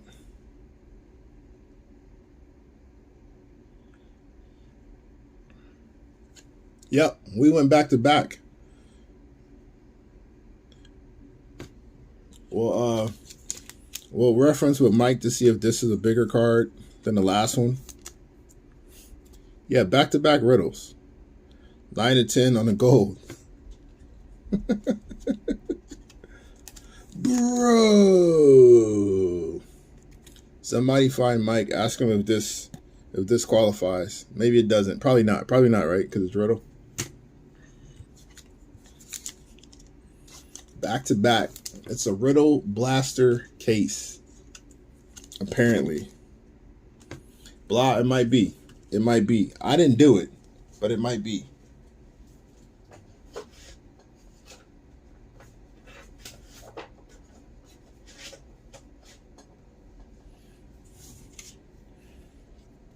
Drips.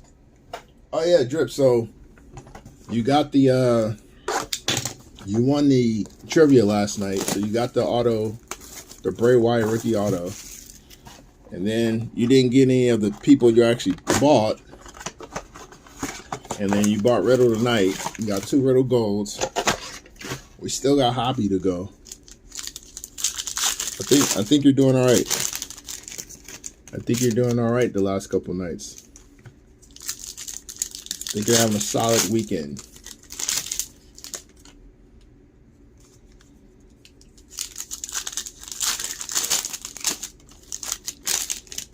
I think so. Right? Am I tripping? Oh, there's a tie-dye.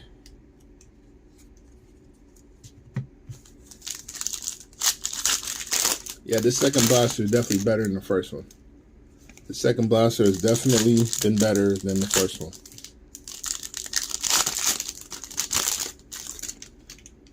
All right.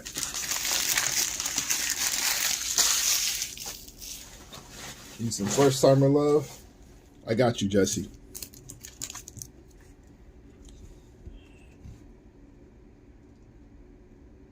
Damn, bro. Sorry to hear that. Glad we can bring a little bit of joy to you. Shelton Benjamin. Hank Walker. Silver R-Truth. Kurt Hennig. The Miz on the silver. Mezzanine of Chelsea Green. That's fire. Dwayne. Our tie-dye. If this is Matt Riddle. If this is Matt Riddle. I swear. Ooh, Booker T. That's fire. 425 on a Booker T mezzanine. That's fire. I like that one. King Booker.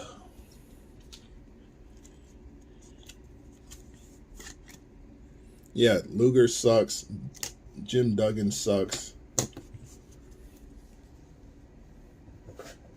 I actually didn't mind a narcissist run with Luger for a while, because I like the loaded elbow. But once he turned face and they had to use him to replace Hogan as an All-American hero, he was ass.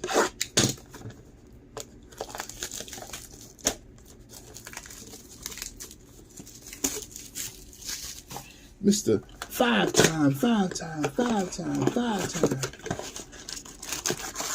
Now, Booker T is an example of overcoming Vince's bullshit. Because he definitely wasn't supposed to end up being as good as he was.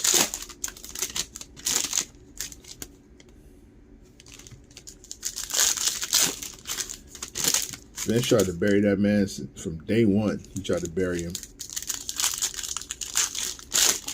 Oh yeah, I'm not a big Scotty 2 Hotty guy either.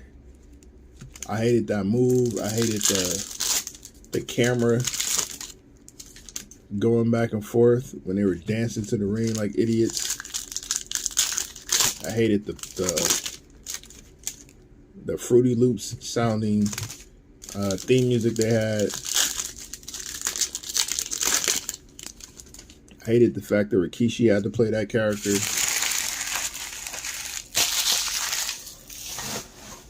Hated all of it.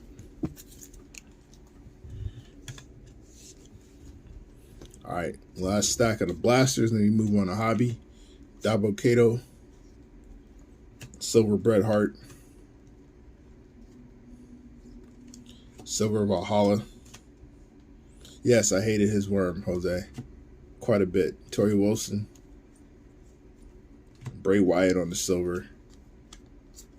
Mezzanine and Brutus Creed. It's a weird pose, but good wrestler.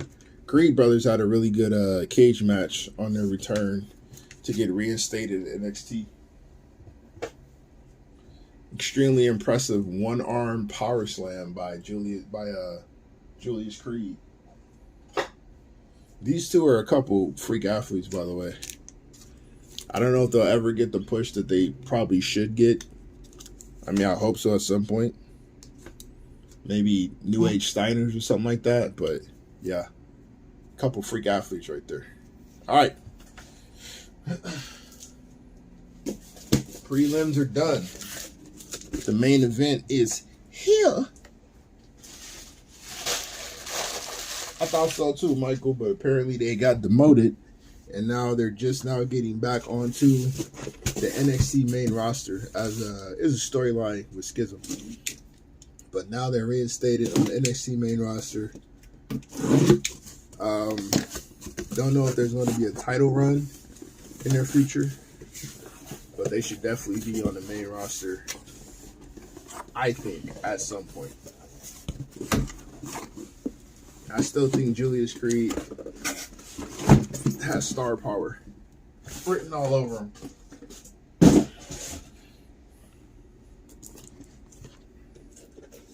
If they decide to give him that type of push.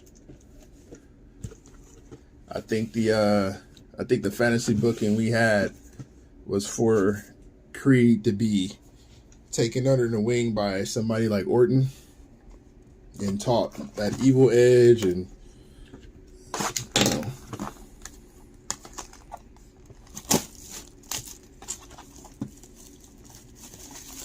don't hinder gender. Love it. Love it. Nah.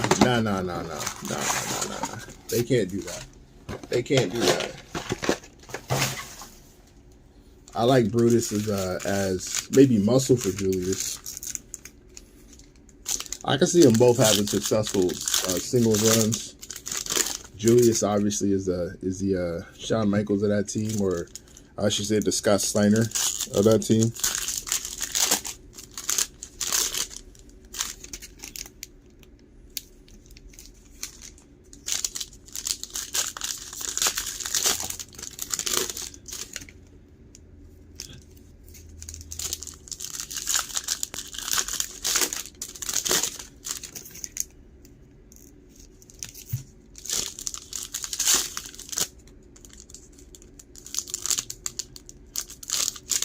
Hey, Blah, does that count?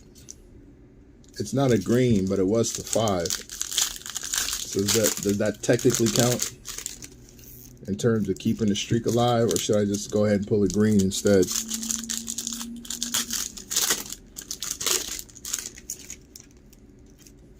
Lime green.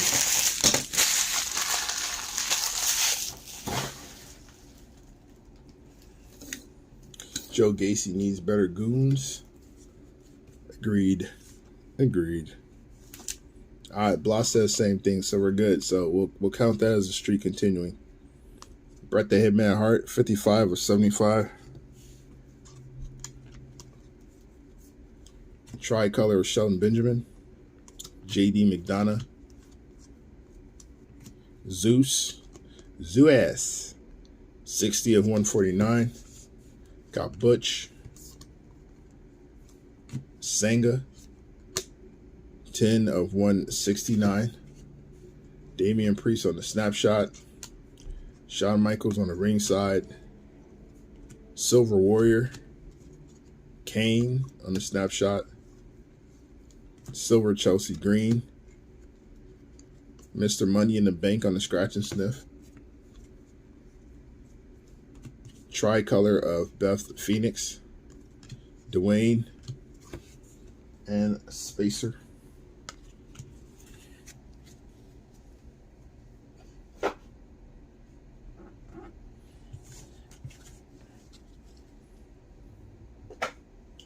don't think I got an answer last time. Which was a better title match for Melo? Wes Lee or Dragunov?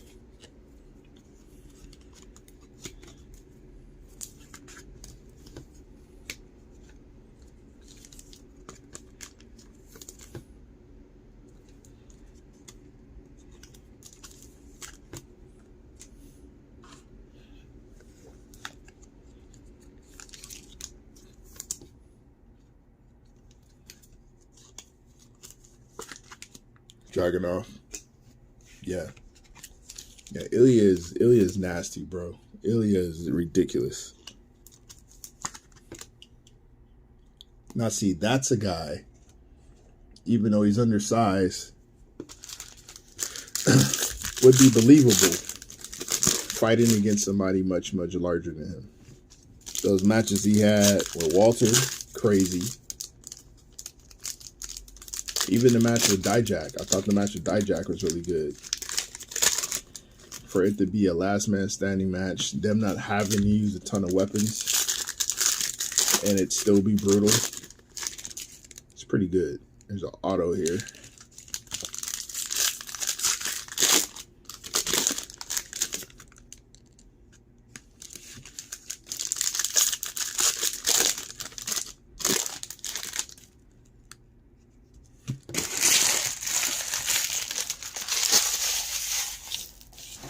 And then his character allows so much versatility as well because of the whole, pain threshold type thing. It allows a lot of leeway. It gives you a lot to work with. Dwayne on the silver. King of Mystery, 27 of 49 on the scratch and sniff scribble. Tricolor of George, the Animal Steel. Dexter Loomis on the snapshot. Spacer. Silver Charlotte Flair. Meiko Satomura on the auto. King of Mystery. 6 of 249. Got Bex. Die cut Booker T. Snapshot silver of Dom Mysterio. And ringside of Goldberg.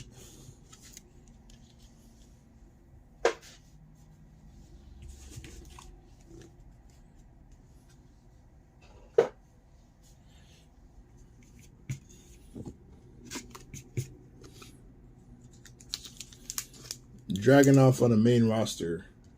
What belt? How far up do you give him?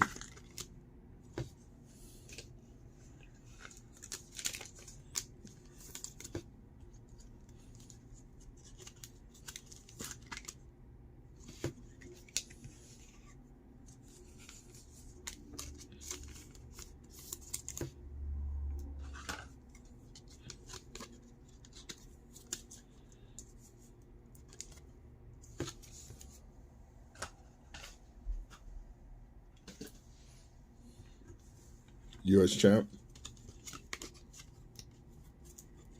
I see. Yeah. I think that's about as far as it goes. Could he have a world title run, even if it's transitionary? Maybe, or transitional. Could he have a world title?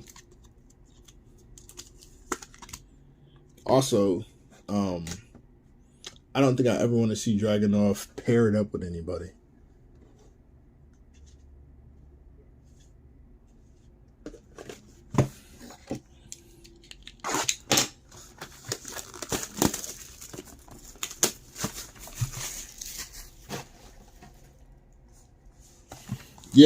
Yeah, Fest. Butch fits that criteria too. Being undersized but still believable against bigger wrestlers. He had a great run with the UK belt. He was one of my favorite wrestlers actually to watch in NXT before they brought him up and turned him into this goofy shit. Self-title maybe. He can headline for sure, but I don't know if he gets over. Okay. Alright, so what I'm envisioning, right, what a guy like Dragunov is, he gets one of those Chris Benoit title wins. Like one of those runs. It'll be short-lived. He won't wear it for a long time, but he could definitely... I think he can get that secondary main belt.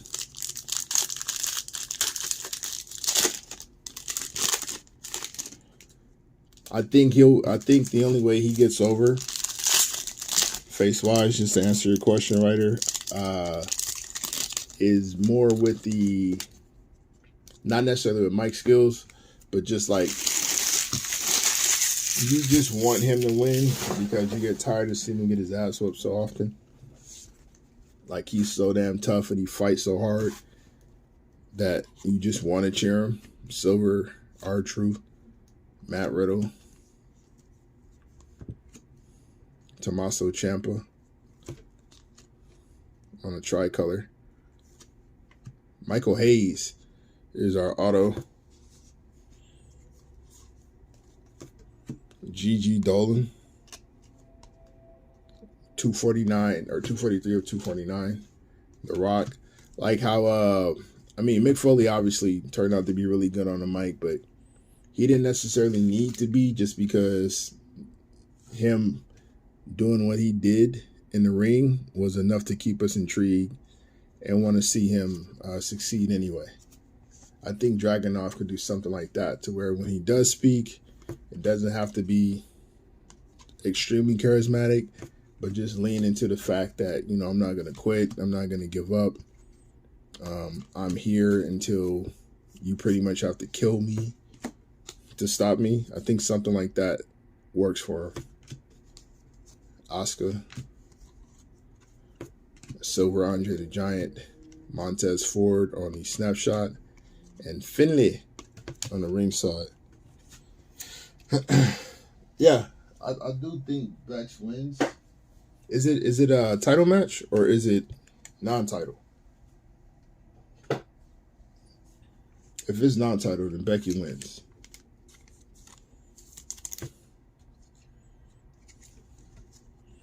Turning Tiff heel. She is a heel. She's been a heel.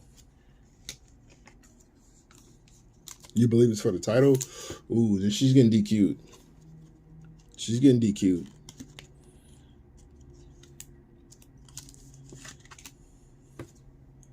She's getting DQ'd, or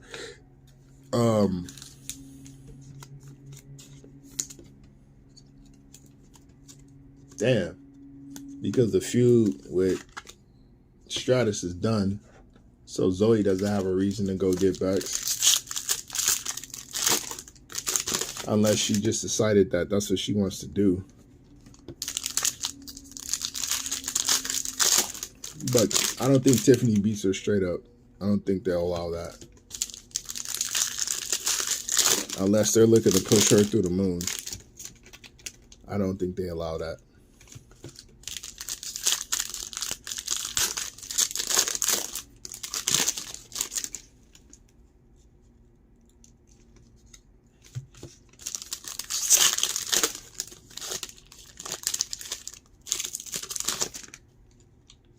So somebody interferes.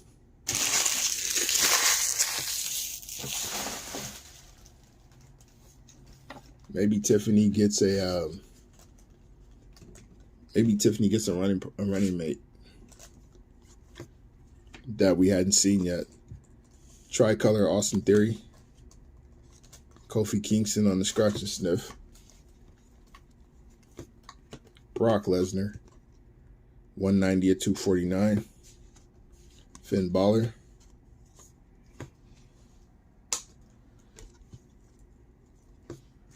Xavier Woods on the silver.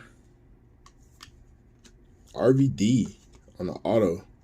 That's fire. 5-star Frog Splash himself. Alexa Bliss. 105 of 199. Omos on the tricolor. Tribal Chief. Spacer. Mellow.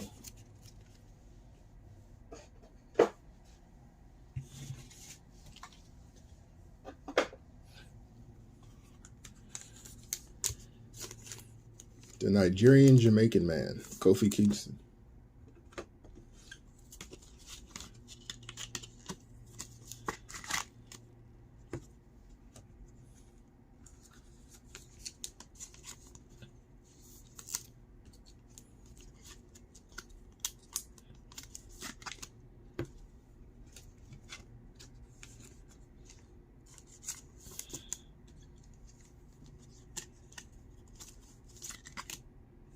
Has Tiffany's run been that bad to where they need to bring in a Becky Lynch to kind of pop ratings as the champion here? I mean,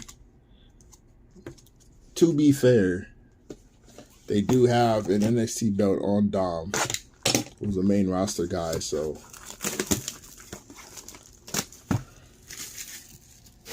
I guess it wouldn't be too terrible. I just couldn't see them pulling the belt off Tiff that quick if she's supposed to be next up. Especially since Soul is back. Like so Nikita got hurt. They couldn't really fully flush out her push. Soul Ricker got hurt. They couldn't really fully flush out her push.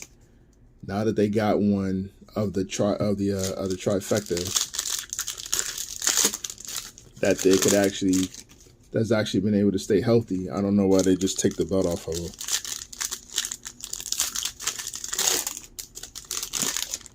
I heard Tiffany was over recently.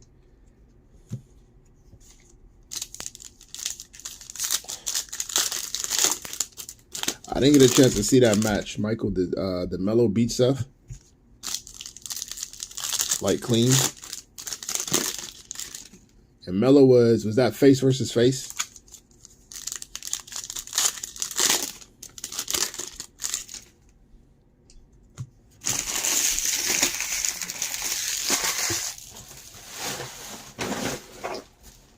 I didn't get a chance to see that match, so I'm not sure.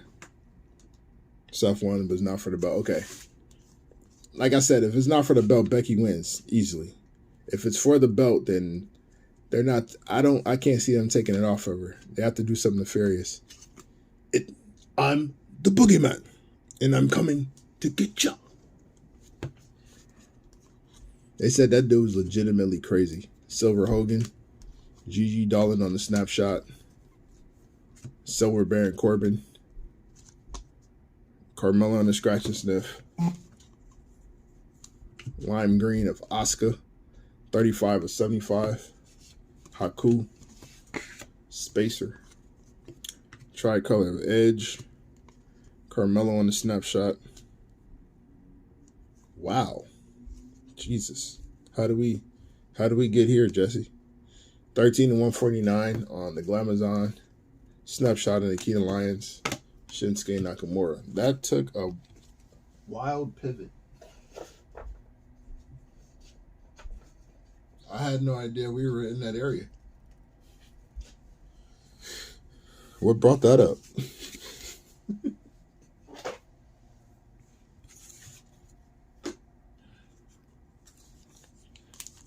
Oh yeah, Velveteen was one of the ones. He would have been a star had it not been for his outside the ring discretions. I say that they had two future main roster stars that both ended up costing themselves a career. Velveteen is one, and I think Lars Sullivan would have been an absolute monster on the main roster too. At some point, I think at some point we get a Brock and Lars either pairing or rivalry, but you know that never happened. But no, Velveteen would have been great on the main roster.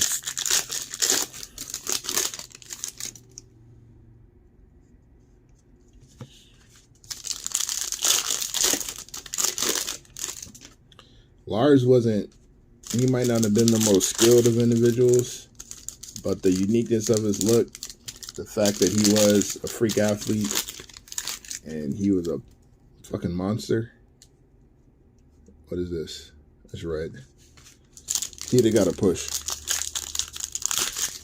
I didn't think so either at first, but I think over time Velveteen gets over. I think he becomes undeniable.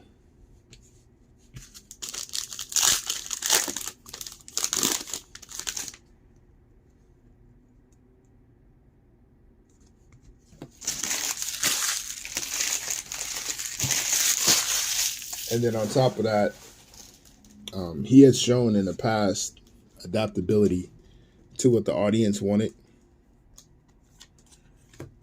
And I think he would have made adjustments if he needed to.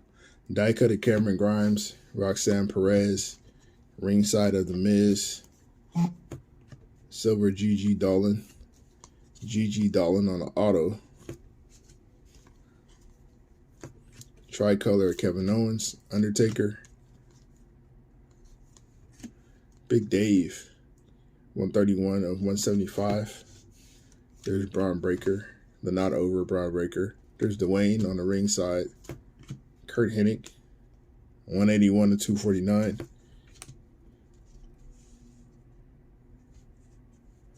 Austin Theory. Julius Creed, 128 to 199. Maurice. Rhaegar, you can't say that when your world champion, your world heavyweight champion, is doing the same thing in terms of the flamboyant outfits, catering to the crowd the way he does. Like,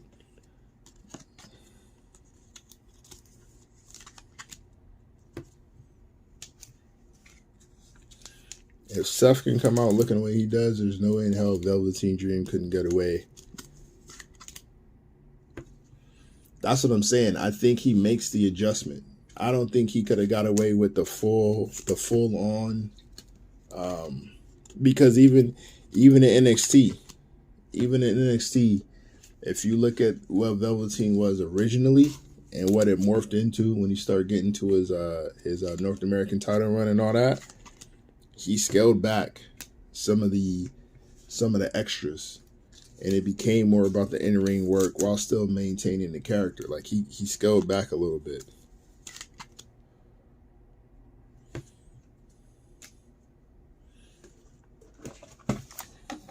The original Velveteen was like not necessarily on the Quincy Elliott type vibe, but it was. We were definitely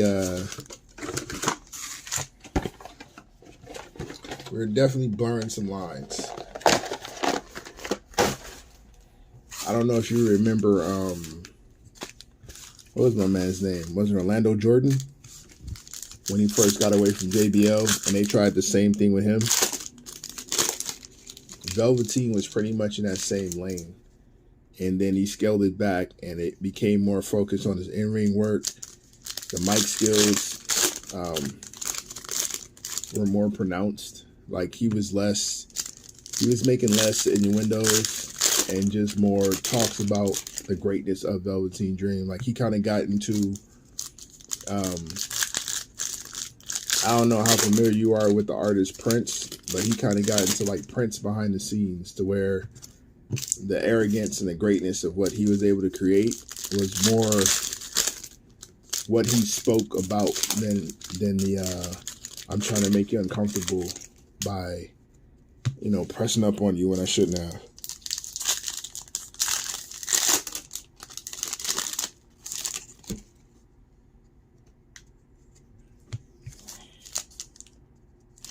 Oh, yeah. No. I agree with that part. But at the same time, so like, for instance, like Breeze Dango didn't get over main roster. That wouldn't work. Bo Dallas didn't work main roster. So I could see where there's a possibility that it wouldn't. But I also think that they weren't as adaptable as Velveteen was. He developed. Valentina Faraz on the silver. It's more, put it this way. I'm putting more credence into the person that played Velveteen more so than Velveteen itself. Velveteen himself. I think the person playing the character would have been fine. Santos Escobar on the auto. We got Taker. 191 to 249. Tegan Knox. Die cut of Odyssey Jones, Mark Henry. Kurt Angle. Ringside of Ronda Rousey. Tricolor of George the Animal Steel.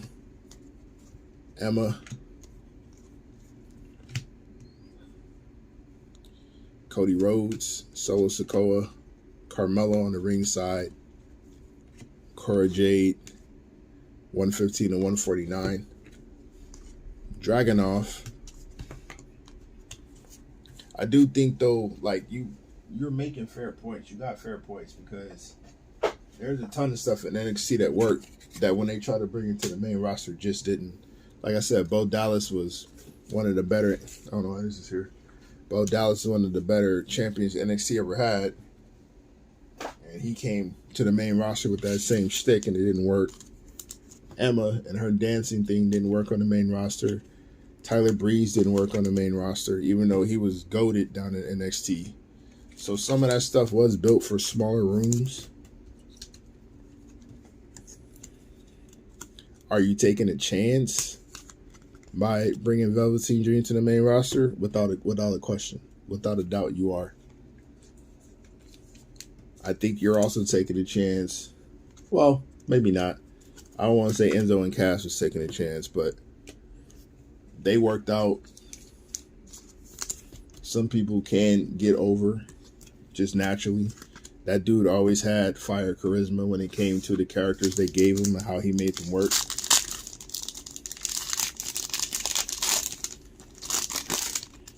So, like I said, I just had more belief in the man behind the character than the character itself.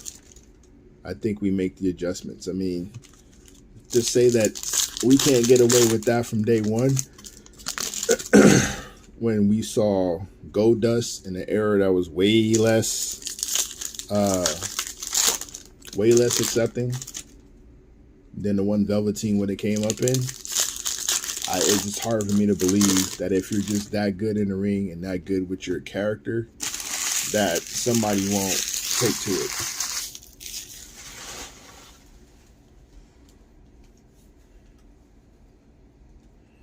Couple haters. I'm seeing a couple haters. I did think that was fire though when they made their debut, that the crowd actually did the chant with them. Oh, that was so fire. That gave them so much credibility, bro. That gave them so much credibility. 63 or 175 on Bray Wyatt. The not over Braun Breaker on the scratch and sniff.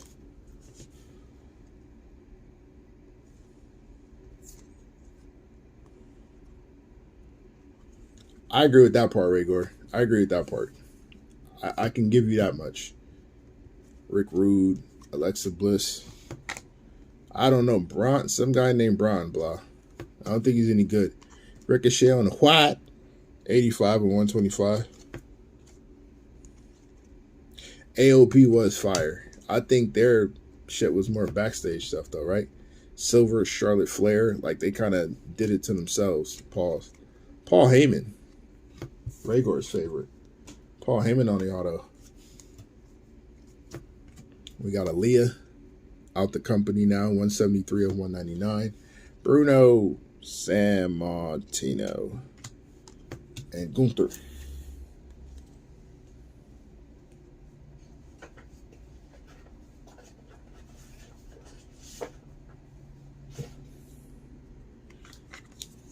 My name is Paul Heyman.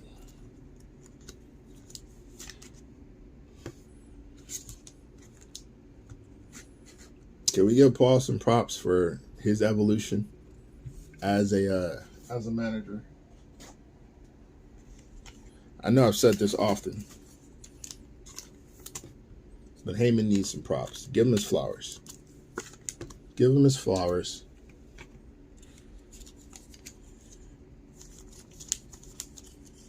So far, but we are also into our hobby case, which means they're likely to appear.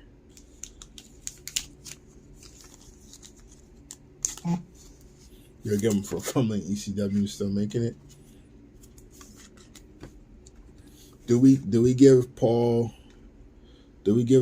credit for his part in the Attitude Era? Should we give him more credit for the Attitude Era?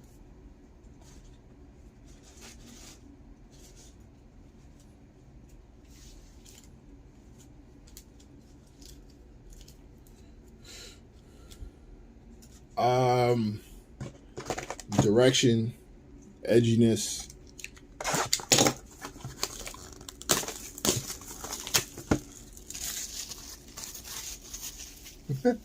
Mike Whitten. Would we give him platform to some of these guys? Like Austin running his shtick was developed down in ECW for the short stint that he was there.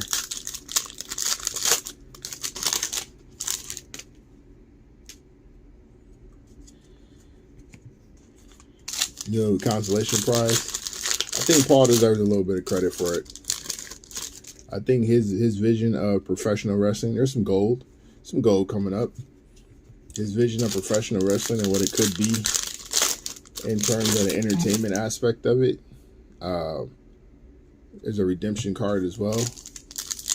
Introducing an edgier style, storyline wise, hardcore wise. Like ECW has some really dope ahead of their time storylines.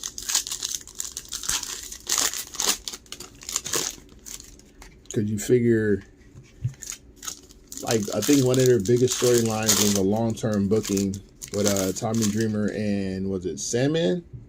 Was it Dreamer and Sandman? I think it was Dreamer and Sandman. Where I think Tommy blinded him or something like that.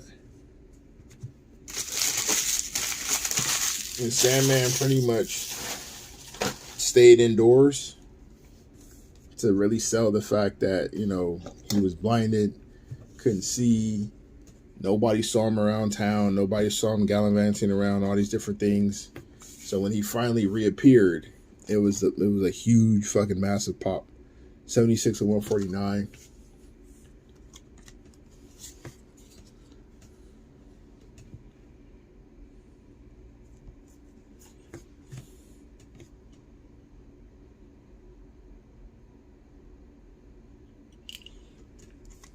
Use the violence to get in the door.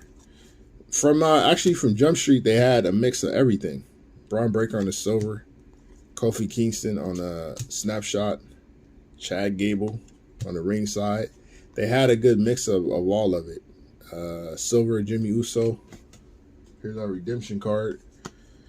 Because I believe one of their first matches was Benoit versus Eddie Guerrero. Like, they introduced a lot of that, the luchador stuff, to the States. LA Knight. Yeah. Obviously, you know, he had his hardcore stuff. Ultimate Warrior. Angelo Dawkins.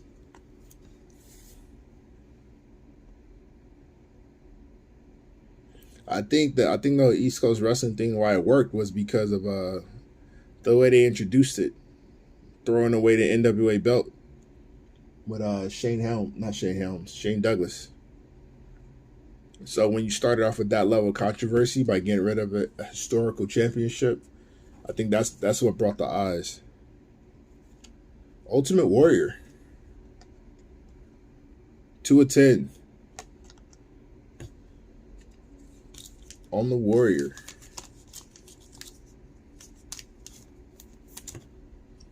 Gold.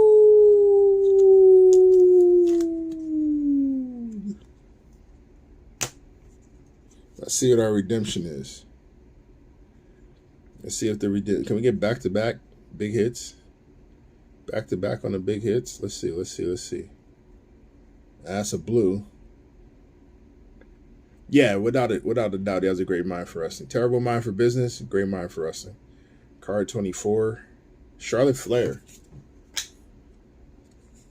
Like, if he had the financial backing that could pay for that could like purchase the necessary parts for his vision, then Paul would be godlike in his business.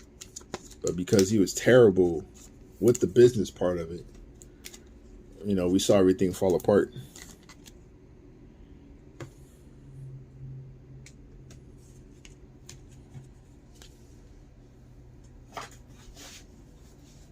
But I thought Heyman did a great job with like development, being able to pivot when he lost talent for one of the best tag teams in the history of the business to come out of a stuttering gimmick. What was supposed to be a comedy act, crazy. The Dudleys were originally supposed to be strictly a comedy act, Bubba especially. But once they start losing some of their more serious tag teams, and they had to push the Dudleys, they ended up with one of the best tag teams in the history of the business.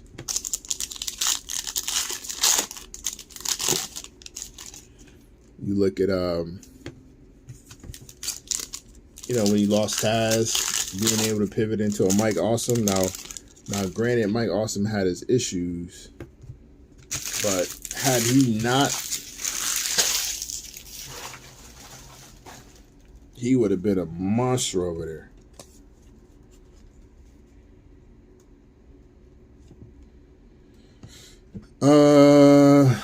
Wow, that's a good question, Blah. You could argue that. Silver Beth Phoenix, Tony D on an auto. More over tricolor Bam Bam, Bianca Belair, Undertaker 88 at 249. He definitely got a chance to develop more. Alexa Bliss on the ringside. I'd probably have to say yes. William Regal on the silver. Zoe Stark on the snapshot. Especially considering like he revamped from a tag team specialist to being one of the top heels in the business for real. 5 of 175 on the Juan Cena. Apollo Crews, welcome to the tie-dye party. 24 of 25 on the scratch and sniff. 3-color patch. Tricolor Cora Jade, Rhea Ripley.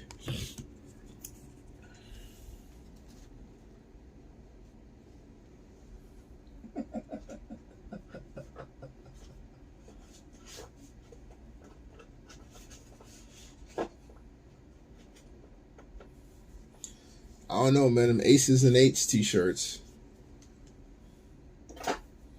For that man to be able to still come out of the fire at that debacle, that Aces and Eights thing was terrible, bro. And he was still able to maintain his standing as the best heel of the game.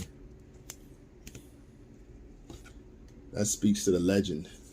But if you ever saw Serious Dudley Boys in ECW before, that whole thing collapsed, the type of heat he would generate when he jumped on a microphone in some of those cities, bro, when they was heels, like he'd have people ready to jump the rails before they even got to any real matches.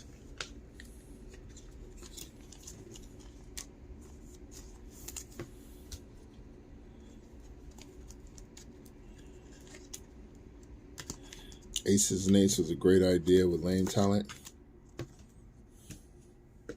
Yo, why couldn't anybody get over a large faction? What was so difficult about that? Why can that never happen?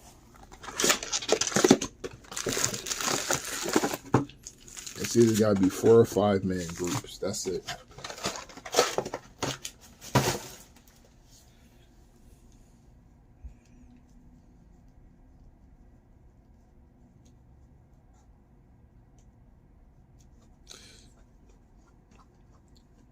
What would you guys say was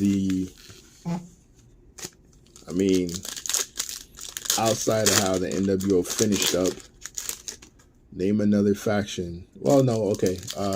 Bullet Club. Never mind. Answer my own question.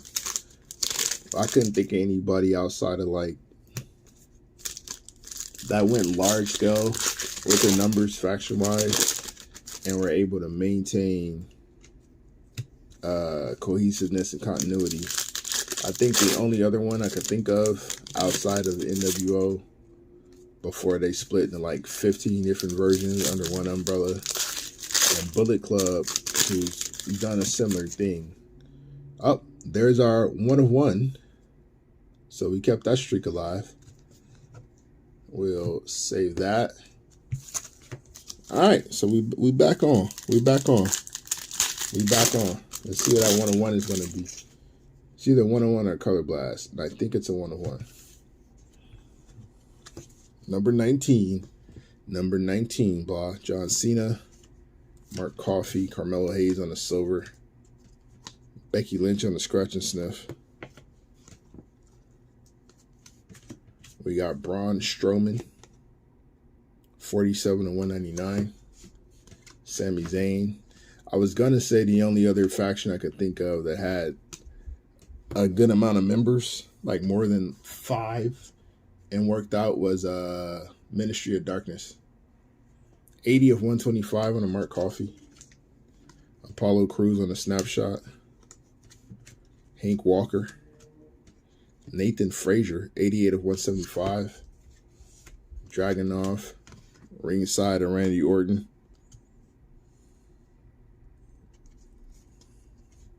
Silver Sonya Deville.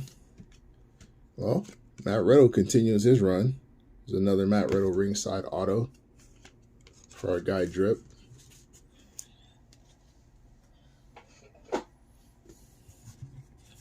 Who will our 1 of 1 be? Who will our uno de uno be? You guys want to find out now, or do you want to get through this other stack from this box? I'll let you guys decide as I sleeve and top load this set.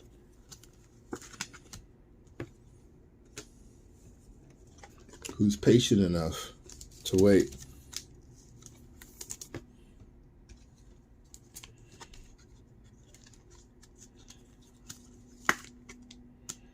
Okay, I'll give you Corporation. Was Corporation a large faction, or was it whoever Vince decided to kind of side with at the time? First says let it marinate. Rhaegar also asking for marination. Drips wants it now. Drip, you got 87 hits, fam.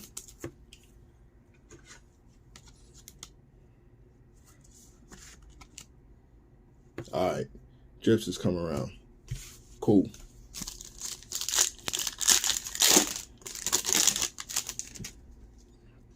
Corporation. All right, Corporation is going. Corporation is going.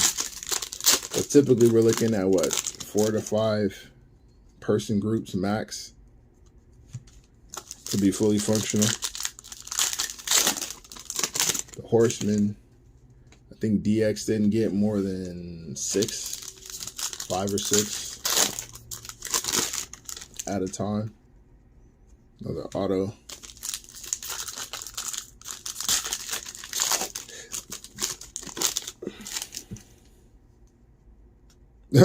So I can get some mail from this break. Adam Rose and the Rosebud is crazy. That's another one who took whatever character they gave him and ran with it. Because Leo Kruger was really good too.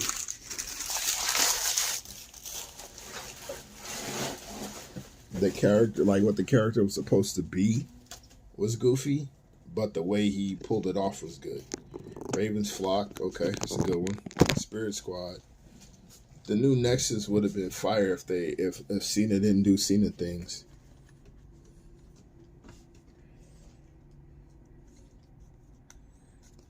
How large was Raven's Flock?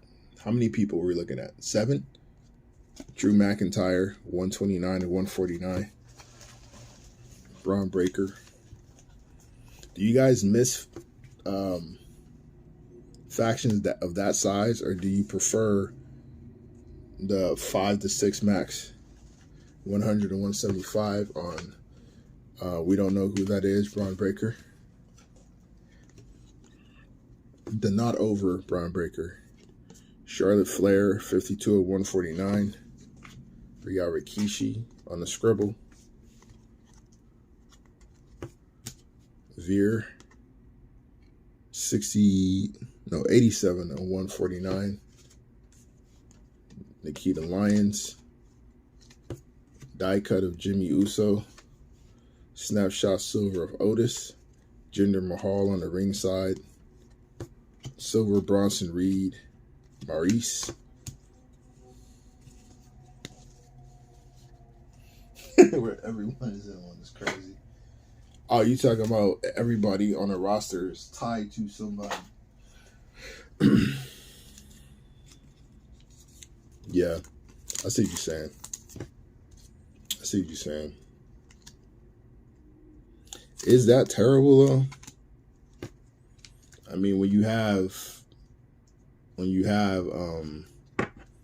rosters that are that big with that much talent, you kind of have to find something for everybody to do. Everybody can't be solo.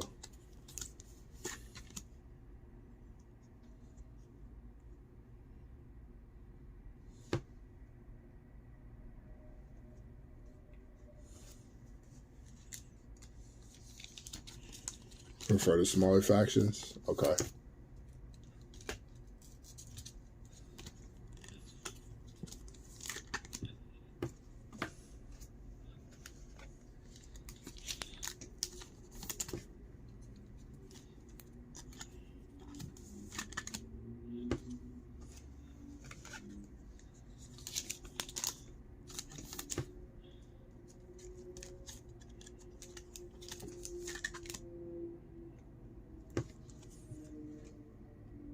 So we're still talking about 6-member groups. So the point still stands. All right. Fair enough. Doing a lot of that. All right, we got Elisa Leon, Elias, Spacer. Zion Quinn will be our 1-of-1 unveiler. Shawn Michaels. We're doing a 1-on-1 right now, Mike. We'll Google after that. Thanks, though. Appreciate you for letting us know what we can do. Ringside, 1-of-1.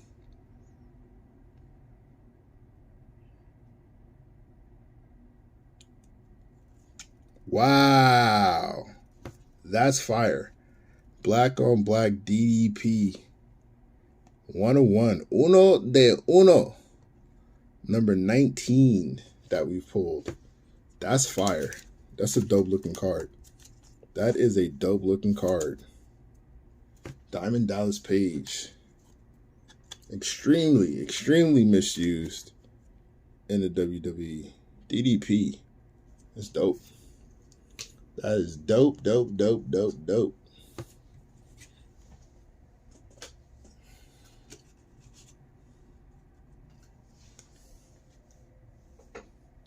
Self high five. Yeah, Jersey boy. The Yoga Man.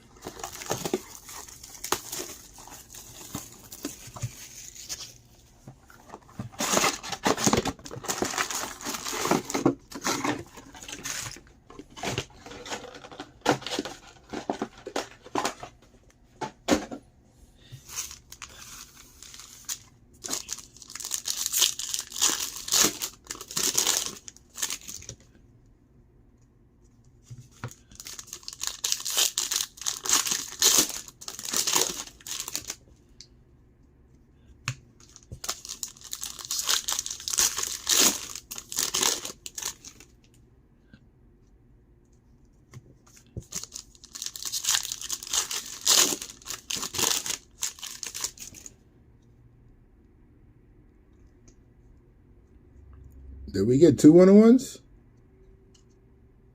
Nope, that's a color wheel. All right, so we got a color wheel this time. Cool. Cool. We're making up. We're making up for our shitty one blaster with 1-on-1s and color wheels in our hobby.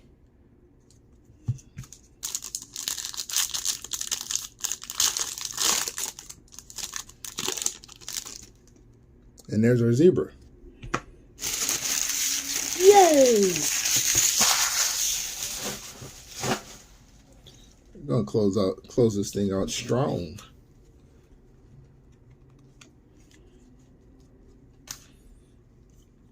All right. Tribal Chief, 100 to 175. Apollo Crews on the snapshot. Silver Oscar. D'Lo Brown, bobblehead, 11 of 49 on the bobblehead Brown.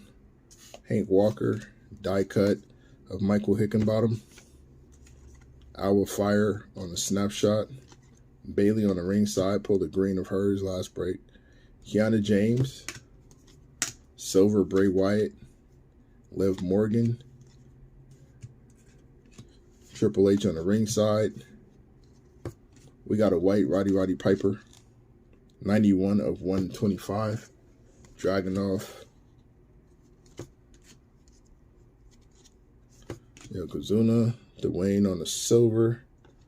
Tony D. Let's see what Dwayne is going to unveil for our color wheel. Braun Breaker. Mr. Not Over himself. That's fire.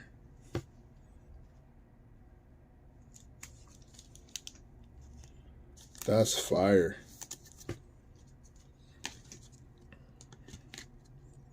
The Unknown Braun Breaker on the color wheel. That's the second one we pulled. Not Over color wheel.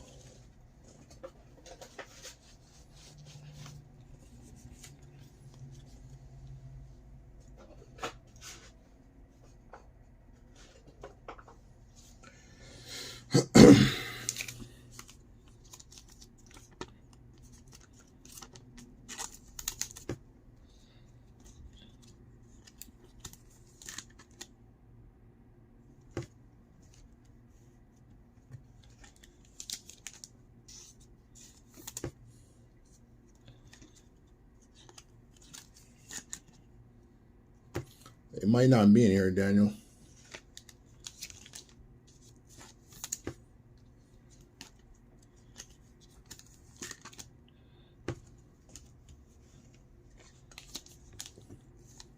Who do you have in the break, Daniel?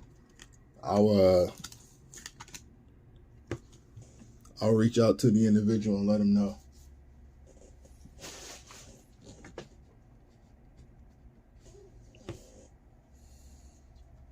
You got Paul Heyman? Okay, cool. We pulled a ringside auto of his earlier. But I'll reach out to the person that has DDP and let him know. No problem, Daniel. All right, our Zebra. We'll find out who that is. Josh Briggs. Sami Zayn. John Cena. Mark Coffey. So it's not a ringside. Ashanti Adonis. Got a tiger last night and got a zebra tonight. He's all over the animal prints, apparently. What the hell? All right, well, that was disappointing. Bang. Shut up, Law.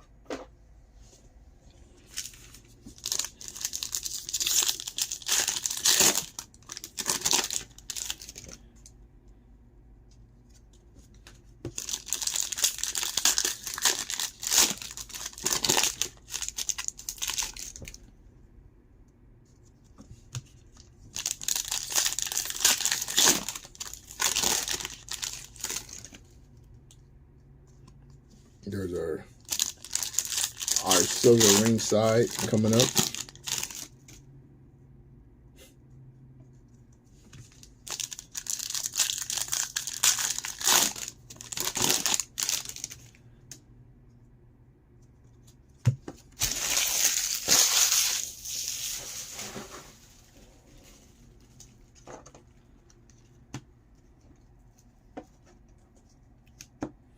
And Mike, does that Cora go for more than 40? DL. Tricolor of Sheamus. There's our EO Sky. 32 of 49. Someone asks about EO. Oh, he big mad. He big mad. Silver Valentina Feroz. Snapshot of Shawn Michaels. Silver ringside. Juan Cena. There's Roman Reigns. Top dollar. Tamina. Yeah, Mike is definitely getting. He's definitely on a crazy hill run tonight. 100 and 199. Is he getting over though? Or is he just being a hill? Because I ain't bought no Mike merch, so I can't really say he's over until the t-shirts come out. Silver Charlotte Flair. Another non-over Braun Breaker. And Eddie Guerrero. It's a Braun break.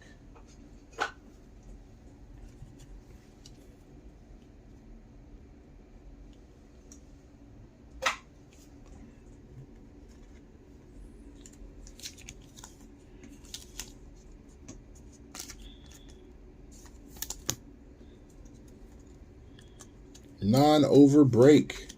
Facts. Facts.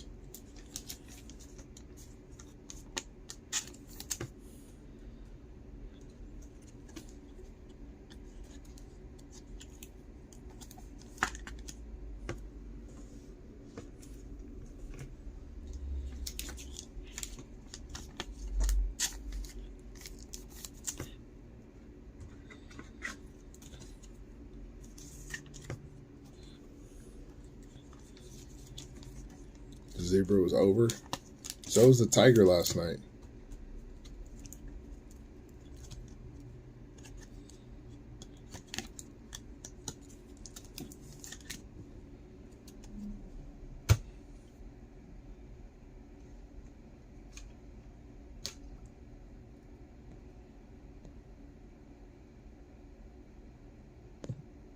Yeah, no Jinx.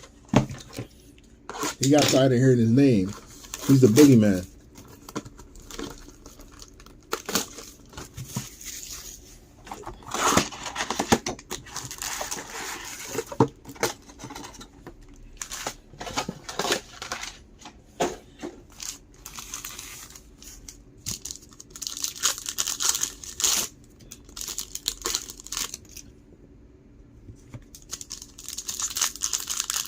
Gender time.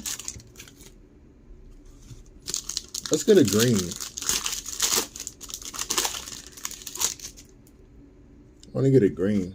Maybe some more tie-dye. Maybe another gold before we're done here. He did. He did. He's like, y'all gonna not sully my good name. I will not have my good name ruined by the likes of you. Green coming second to last box. All right, we'll see. You pick the box, Mike. We got 4 boxes on that back row. Which box has the green? If we go 1 to 4 from left to right, which box has the green? You pick the box, Mike. Undertaker. 87 to 199. Far right. All right. Kiana James, 5 of 49 on an auto. Tricolor, Beth Phoenix. John Cena. Jose says box 3. Die cut of the Boogeyman. Becky Lynch. Ringside, Sami Zayn. Tricolor of Roxanne P. Seth Rollins. Randy Orton. 76 to 249. Omos. Silver Ultimate Warrior. Elias on the snapshot, and a ringside of Solo Sikoa.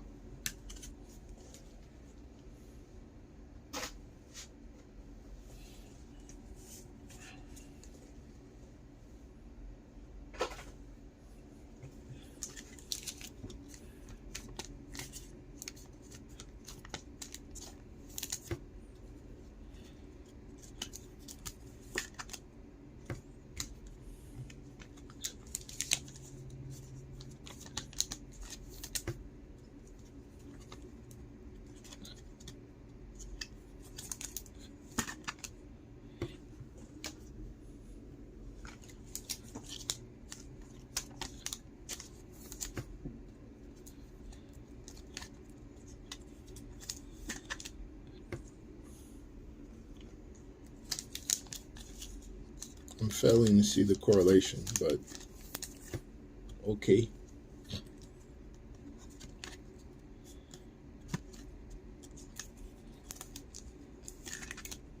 Maybe that green will be yours. Mike's calling the green in the far right. Jose's calling the green in the third box.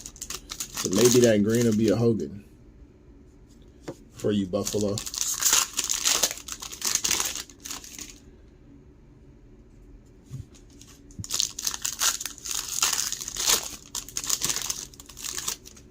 Hey, Mike, who do you even have in this break, bro?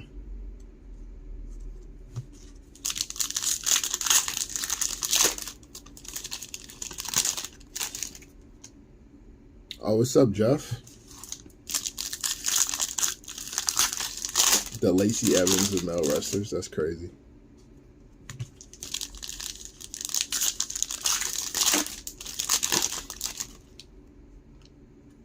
Jeff's in the house. No crazy chorus. It has, however, been quite a night for Braun Breaker, your bestie. So, there you go. Silver Roxanne P. Rob Van Dam. Jimmy Uso. 100 of 199. 24 of 49 on the Zoe Stark scratch and sniff. Ultimate Warrior. 52 of 75. Putski. Silver Ivar. Mr. Allen Jones on the ringside auto.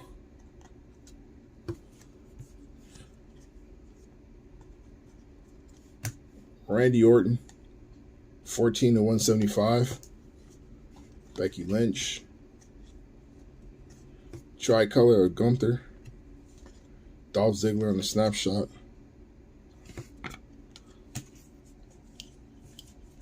Who you got tonight, Jeff? Or do you have anyone tonight?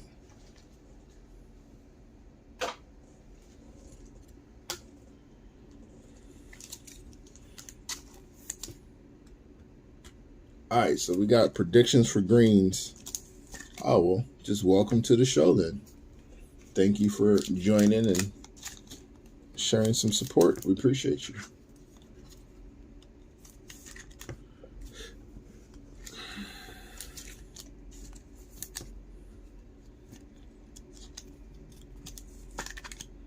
Green Riddle. As if Drips hasn't had enough hits. Green Riddle. Have we done a Green Riddle? No, we've done a bunch of tie-dye. We've obviously done gold because it's been gold all evening.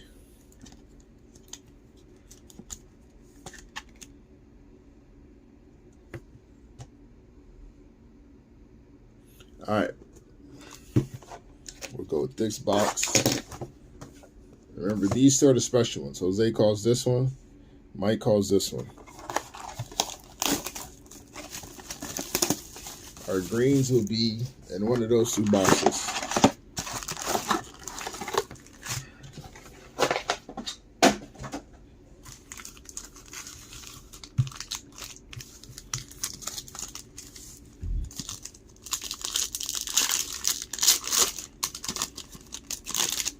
Kush green for the riddle. Oh, man. That would be fire. That would be fire. Mr. 420.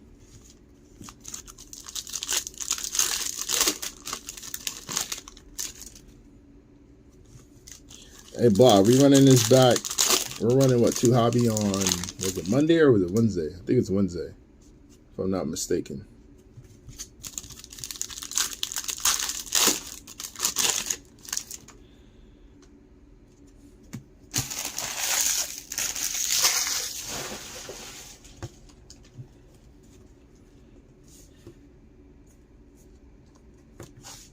The ravishing one. 145 of 149. 20 of 99. Mid scratch and sniff. Akira Tozawa. 169 of 175. John Cena. Tricolor of Cora Jade. Drew McIntyre. The Miz, 96 to 175. Ronda Rousey. Silver Miko Satomura. Braun Strowman on a snapshot. Ringside of Shane Helms.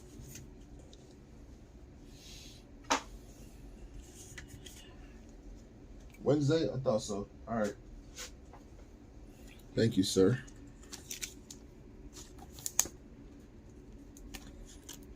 Monday is UFC. The other half of Endeavor. Mike, did you ever say you had in a break? By the way, it is going on midnight here, which means it's 3 o'clock in the morning, East Coast time. We still got 50 people here. That's love. Appreciate y'all. I appreciate y'all.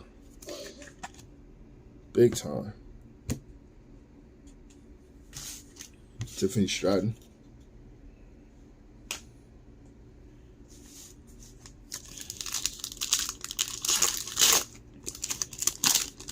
We don't sleep on the East Coast. Fair enough. What the lights look like, blah? 2 a.m. in Minnesota. Minnesota.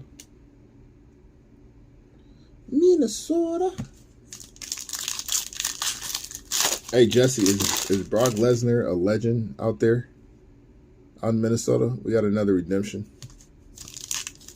We got 10? Yikes. Damn. It's a fall off from last time.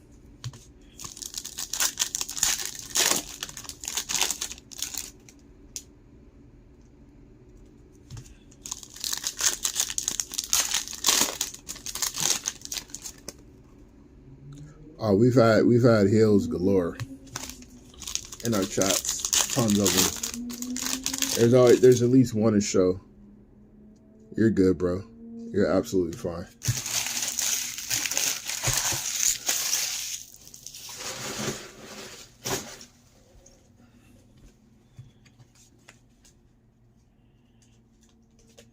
First Ligma card is crazy. Silver, Roxanne P. Godfather, 20 of 49 on the auto. Top Dollar. Stone Cold Steve Austin, 87 of 99. We got Bianca. Kiana James. Tori Wilson, 60 of 175. Liv Morgan. Ringside of Indy Hartwell. Silver Tori Wilson. Otis on the snapshot. Silver Dabo Kato. Redemption card.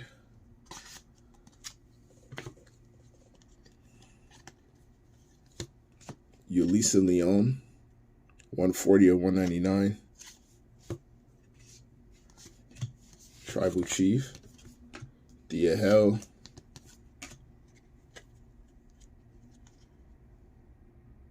Oh yeah, Rhaegar definitely had the hill locked up last night. 17 to 149 on that carrying cross. Shawn Michaels. Rhaegar almost got like the jump the guardrail heat last night.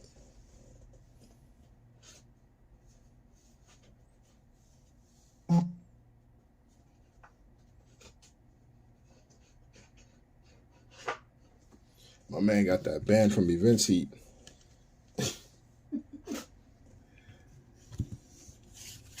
I give him props for being consistent on the fact that he got hacked. Piper stabbing. Yeah, James. Yeah. Somebody had the cutters out.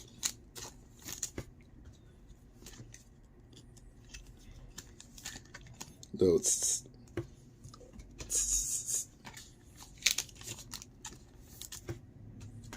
They wanted to put a happy face on him.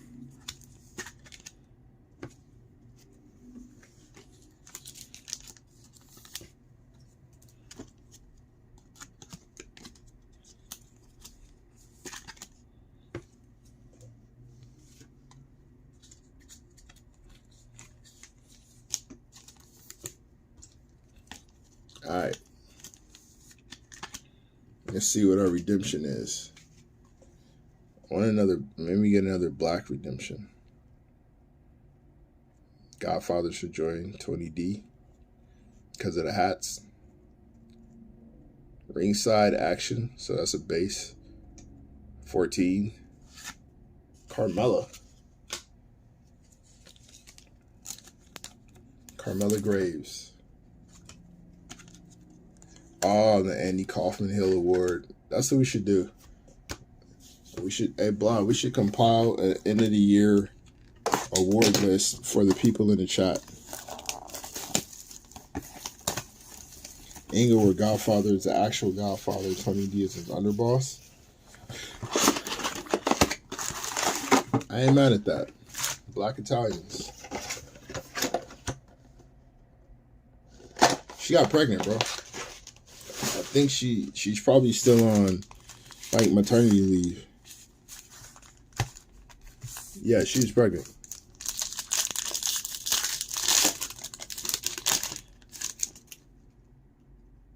She should have had him by now.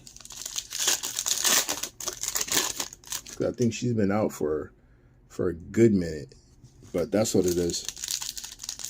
Bring back the train. Hey, Fest, that is wild. That is wild. Accurate, but wild nonetheless.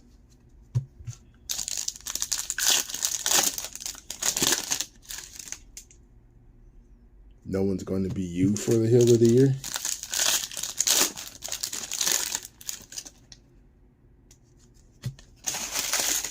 No one's going to beat you for Heel of the Year? They will. Blah, you're like a Brooklyn Brawler type heel. You're like your development talent.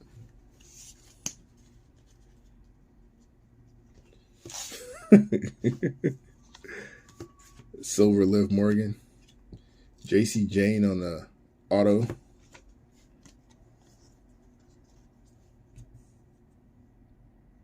Yeah, there's another Fest. What's up, Fessler? 247 to 249. Ronda Rousey.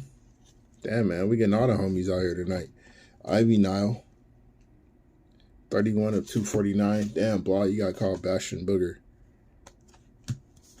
It's not inaccurate, though. It's not inaccurate. Because Chris Jericho would love you. Silver, Solo Sikoa. Apollo Crews on the auto. She's had a solid break tonight. Hey, there's Dwayne. 19 of 49. Gable Steveson, no longer with the company. Die cut, Karrion Kross. Got a silver Batista snapshot and Seth Rollins on the ringside. I didn't get a chance to see it, but I think it's amazing that it even happened to begin with. I'm probably going to try to watch it as I'm packaging up all this glorious merch for you good people. All right, so we got one more stack, and then we'll be picking either the box that Jose says has the green or the box that Mike says has the green. Yo, how did Izzy just get dominated like that? Probably an immediate rematch. Yeah, Gable decided he wanted to compete for another gold. So they probably came to some sort of mutual agreement. You know, we'll take you off the roster. You can go compete. Obviously, he's going to eventually be back. Well, I shouldn't say obviously. I think he'll eventually be back.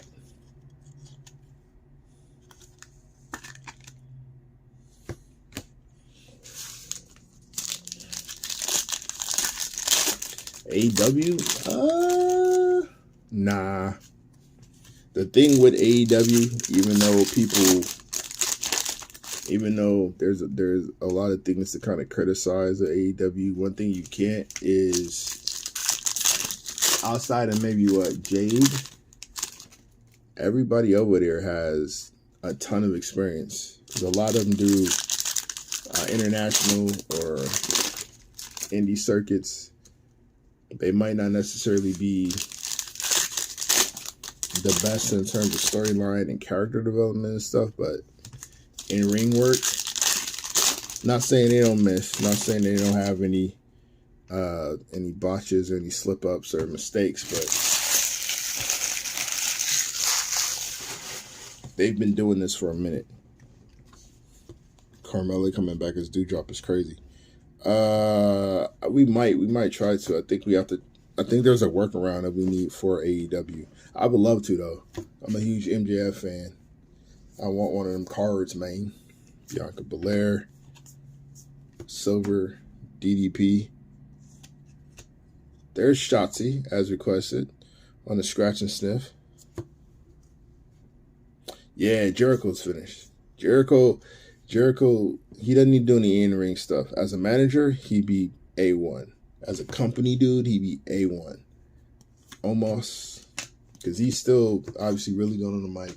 Really great character. Jericho should definitely be in his Ric Flair run. 131 to 249. I think Jericho should be transitioning into that stage now. Like old Flair. Punk's not done. Punk just probably can't work here in the States. 68 to 149. Mike, would you want to see Ospreay in a W? Would you want to see him in WWE? Do you think his style would work?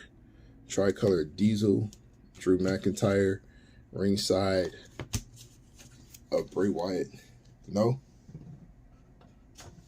I've heard people clamor for him and Omega to come over. Personally, I don't think they'd be given leeway to do what they're so great at, which I think would really water down and kind of kill them. Like they're not necessary. I shouldn't say they're not necessary. WWE is not necessary for them. Their validation has already been solidified. Unless it's like a lifelong goal for them to get to this company, I don't think they should be looking to make that move over. I think they're more than fine where they are, and they'll generate just as much star power doing so. All right, left to right. Jericho commentary is always going to be gold. Left to right. We're going with Jose's pick or are we going with Mike's pick? Which one? Left. Jose's pick.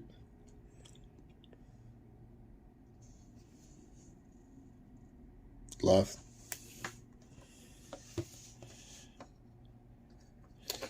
James, I agree with that. I do think once Vince is done, like, I think what Vince is probably 1,000% aware of, and that's probably why he's holding on as much as he is. Vince is going to get a dose of full circle, right? So Vince Jr.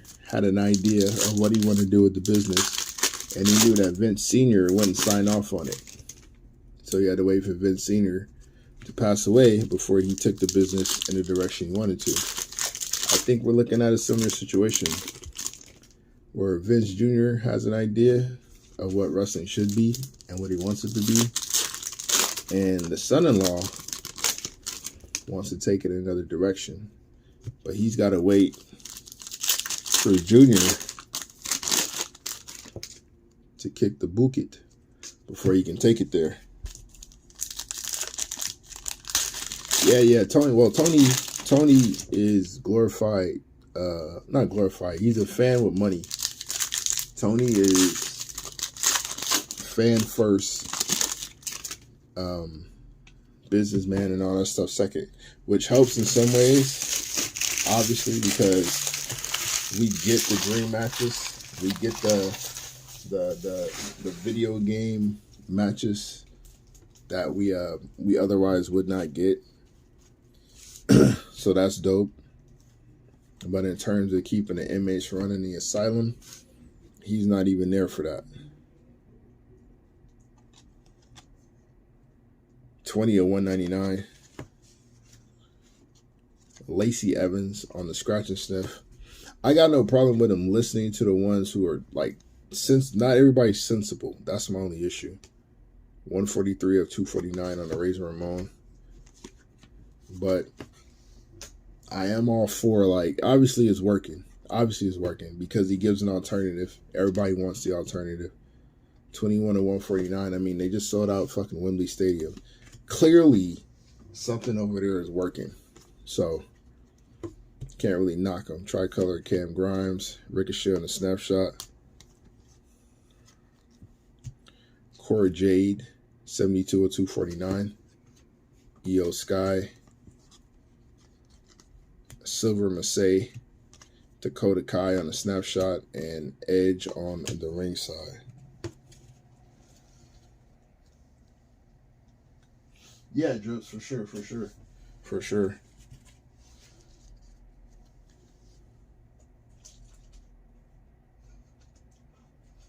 You're going to have knocks and positives on both sides. And then also it comes down to, you know, everybody has a different taste of what they like, what they think is good, what they don't think is good. Like, even if we were to come up with a ideal company, right? That's what we'll do. That's what we'll do Wednesday, because I don't think we got time right now. But I'll put this in your heads, right, for next time. Next time we get out here, we could talk wrestling. I want to have if we take a block, I'm going to need your help with this because I just do.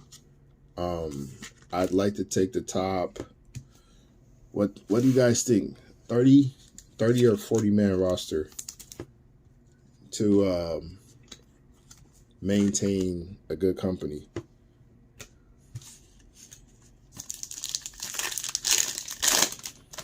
All right, so no green in the first half. 40.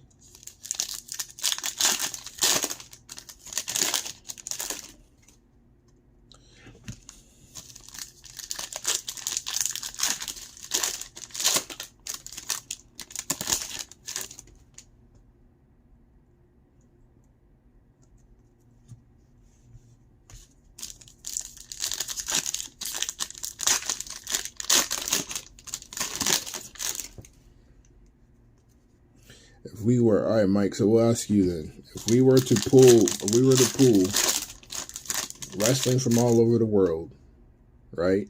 All the companies, all the indies, all the majors, and we were to have just a well-balanced roster where there's enough time and space for everybody to get their shit off, for storylines to be developed, for the work rate to be good, for the entertainment value to be high. If we were to pull together, let's say, a 40 to 50 man roster, I want to flesh out who would be on that roster.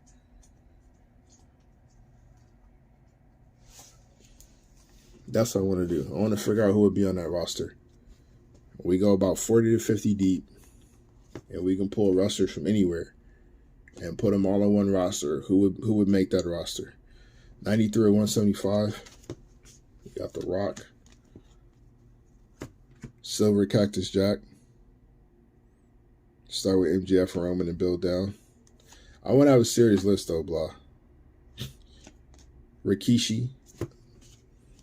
I'd really like to do that. I'd really like to take the wrestling minds we have here and really flesh that out. 91 of 175 are R-Truth. Alba Fire on the snapshot. There's definitely going to be a war of words. People are definitely going to be going back and forth, but I think it's still good convo. 117 and 175 for Alan Jones. William Regal. Ronda Rousey. Miz has to be in there. Silver Sami Zayn. Asuka. Johnny G on the silver. Drew McIntyre, 23 of 35 on the auto. That's fire. We'll try to put that together We'll go with Okada. Definitely got to make it. We'll do, let's say, we'll see if we can do 40 of the males, and then a women's roster of about 20 to 25. 40 to 50 on the guys, 20 to 25 on the ladies.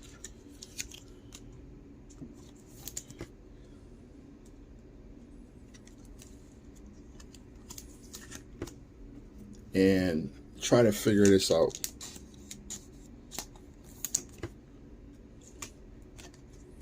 Yeah. That'd be fire. I want to do that. Because I think we come up with a good roster. And then maybe on a separate episode, 'cause I don't think we'd be able to get it done all on one. We can start digging into like storylines and pairings and factions and all of that. See what we can come up with. Current roster. So don't be trying to bring up Prime Trips or Prime Stone Cold or The Rock or none of that. That'll be people that's in the game right now. If you want to maybe have your figurehead, maybe a legend figurehead is like a GM persona or a company guy persona or the evil boss heel persona, you can do that. But I would definitely like to put together something like that. I think it would be fire. We've already done our little makeshift storylines in here before. We've done our fantasy booking in that way. I think Jeff's going to pick Cora. And probably only Cora. Kali said he has one more match in him. He can hold that somewhere else. He won't be holding it with us.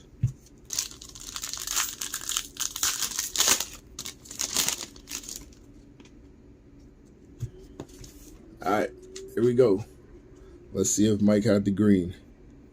Hank Walker, Eddie G on a tricolor, Kevin Owens, Rick Rude, Diesel, Josh Briggs, 97 to 99, Io Sky, tricolor Bautista, snapshot of Dakota Kai,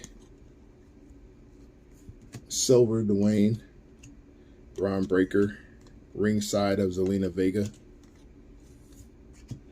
Piper Nevin on the scratch and sniff. There you go, Blah. Silver Michael Hickenbottom, the BBL herself, Bianca Belair.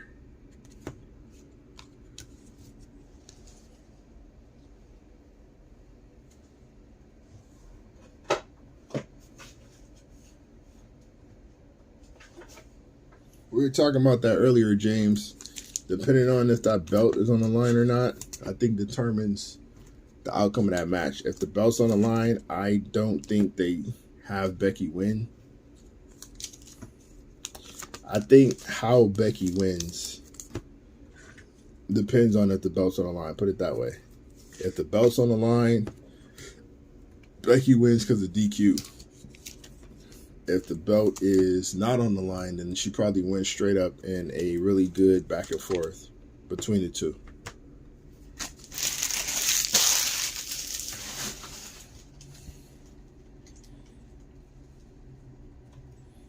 Which one? Which one, Jesse? Which what number?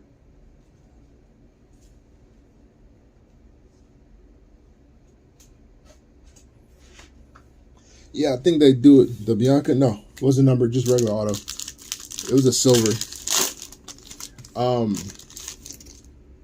I think they might eventually give Becky the belt, but I don't think it'll happen off of us trying to build another competitive lady to add to the main roster.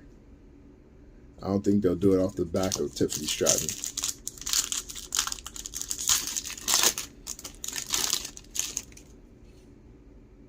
unless they're moving Stratton up and she gets to take it back on the main roster.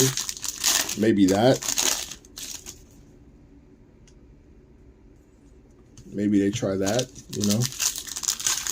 You got to win on your show. You got to win on my show. Now I get to come on your show, get a win.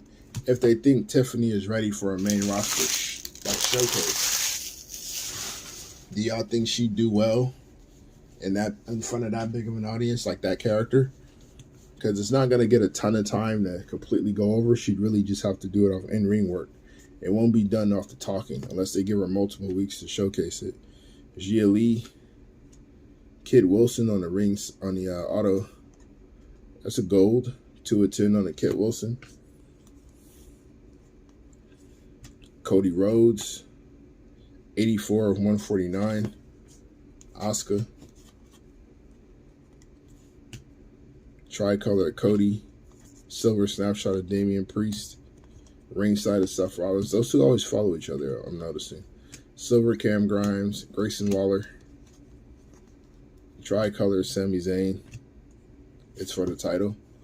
Ricochet on the snapshot. If Becky wins it, then she's going to drop it to Stratton on the main roster, I think. On the main show. Cam Grimes, 77 to 175.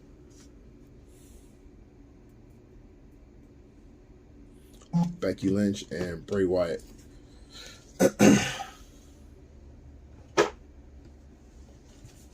Is she total package ready for the main roster though? Obviously the goal is she's going to be one of the top ladies in the business or in the company at some point. I mean, that's without question, right? Is she ready for that right now?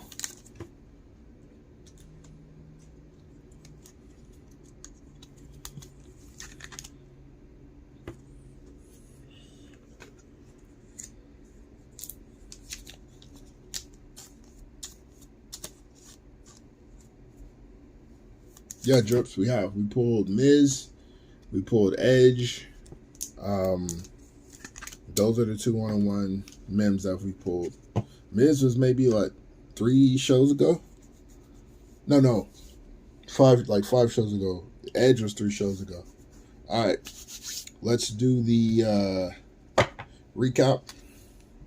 Then we'll send you guys on your way. Our die cuts, Karrion Kross, Boogeyman, Shawn Michaels, Jimmy Uso, Odyssey Jones, Cameron Grimes, Charlie Dempsey, Booker T. Edge patch was fire. It was like a pink WWE emblem. Shit was sick. Mezzanines.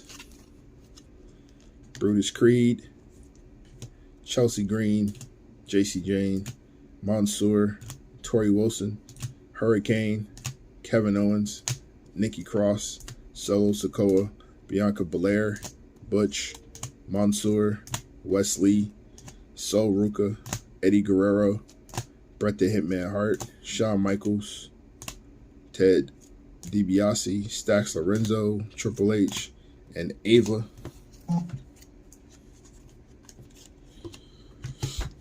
Let's see. Yeah, Mike, we've had the discussion here multiple times. Miz is extremely underrated, very undervalued, arguably the best company man in the business right now. Bobby the Brain Heenan, Silver Mezzanine, Tori Wilson, Trick Williams, Alundra Blaze, Bobby the Brain Heenan, and Lacey Evans. Those are our Silver Mezzanine hits. All right. Our number to 249. Razor Ramon, Cora Jade, R-Truth, Ivy Nile, Sami Zayn, Randy Orton, Undertaker, Kurt Hennig, Brock Lesnar, Gigi Dolan, and Rey Mysterio. Yeah, you can argue that. You can argue Miz is up there. Miz and I want to give Cena some love too for a run there, but in terms of not being the main guy and still maintaining that spot, it has to be the Miz.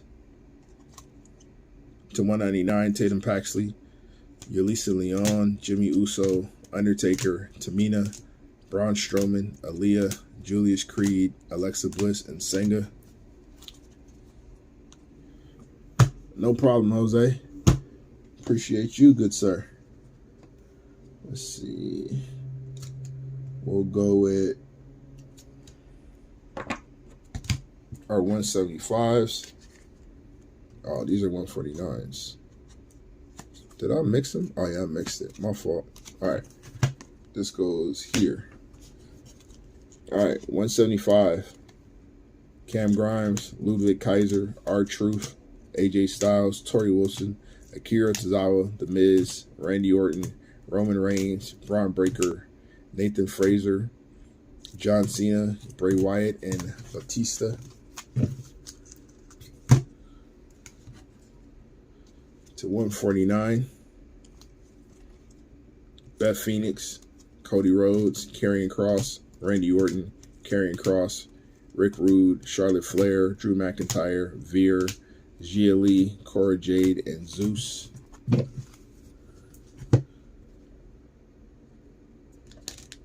To 125.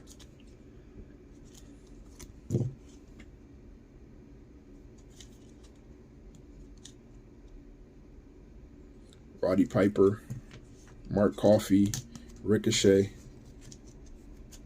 No problem, Starbucks. Yeah, Mike, but what we're saying is I think we're all on the same page and should be in agreement with the fact that Miz never gets put into the conversations with, like, as being one of the best, even though he is. When you think about where he's come from to where he is, it's kind of ridiculous. To 99, Josh Briggs, Stone Cold, Steve Austin.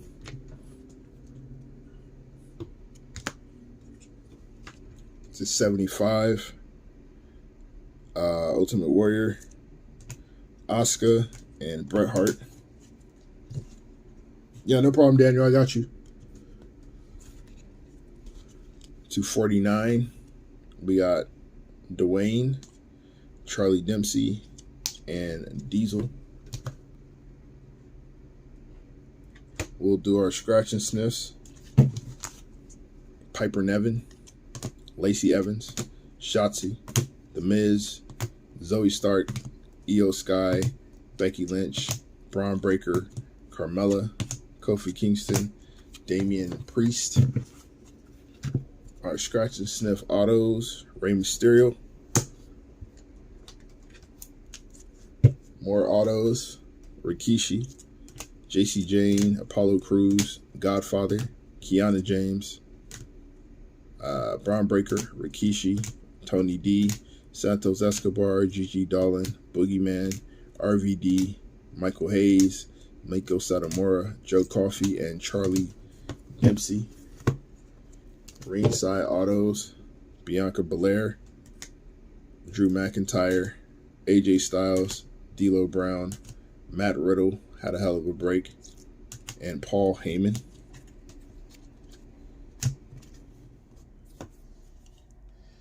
Our redemptions, Carmella on the base ringside, and Charlotte Flair on the blue ringside. We will do our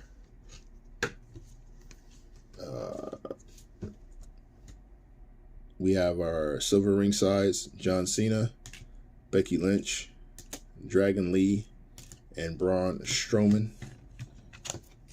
There's the Jeff we know. Letting out his true colors.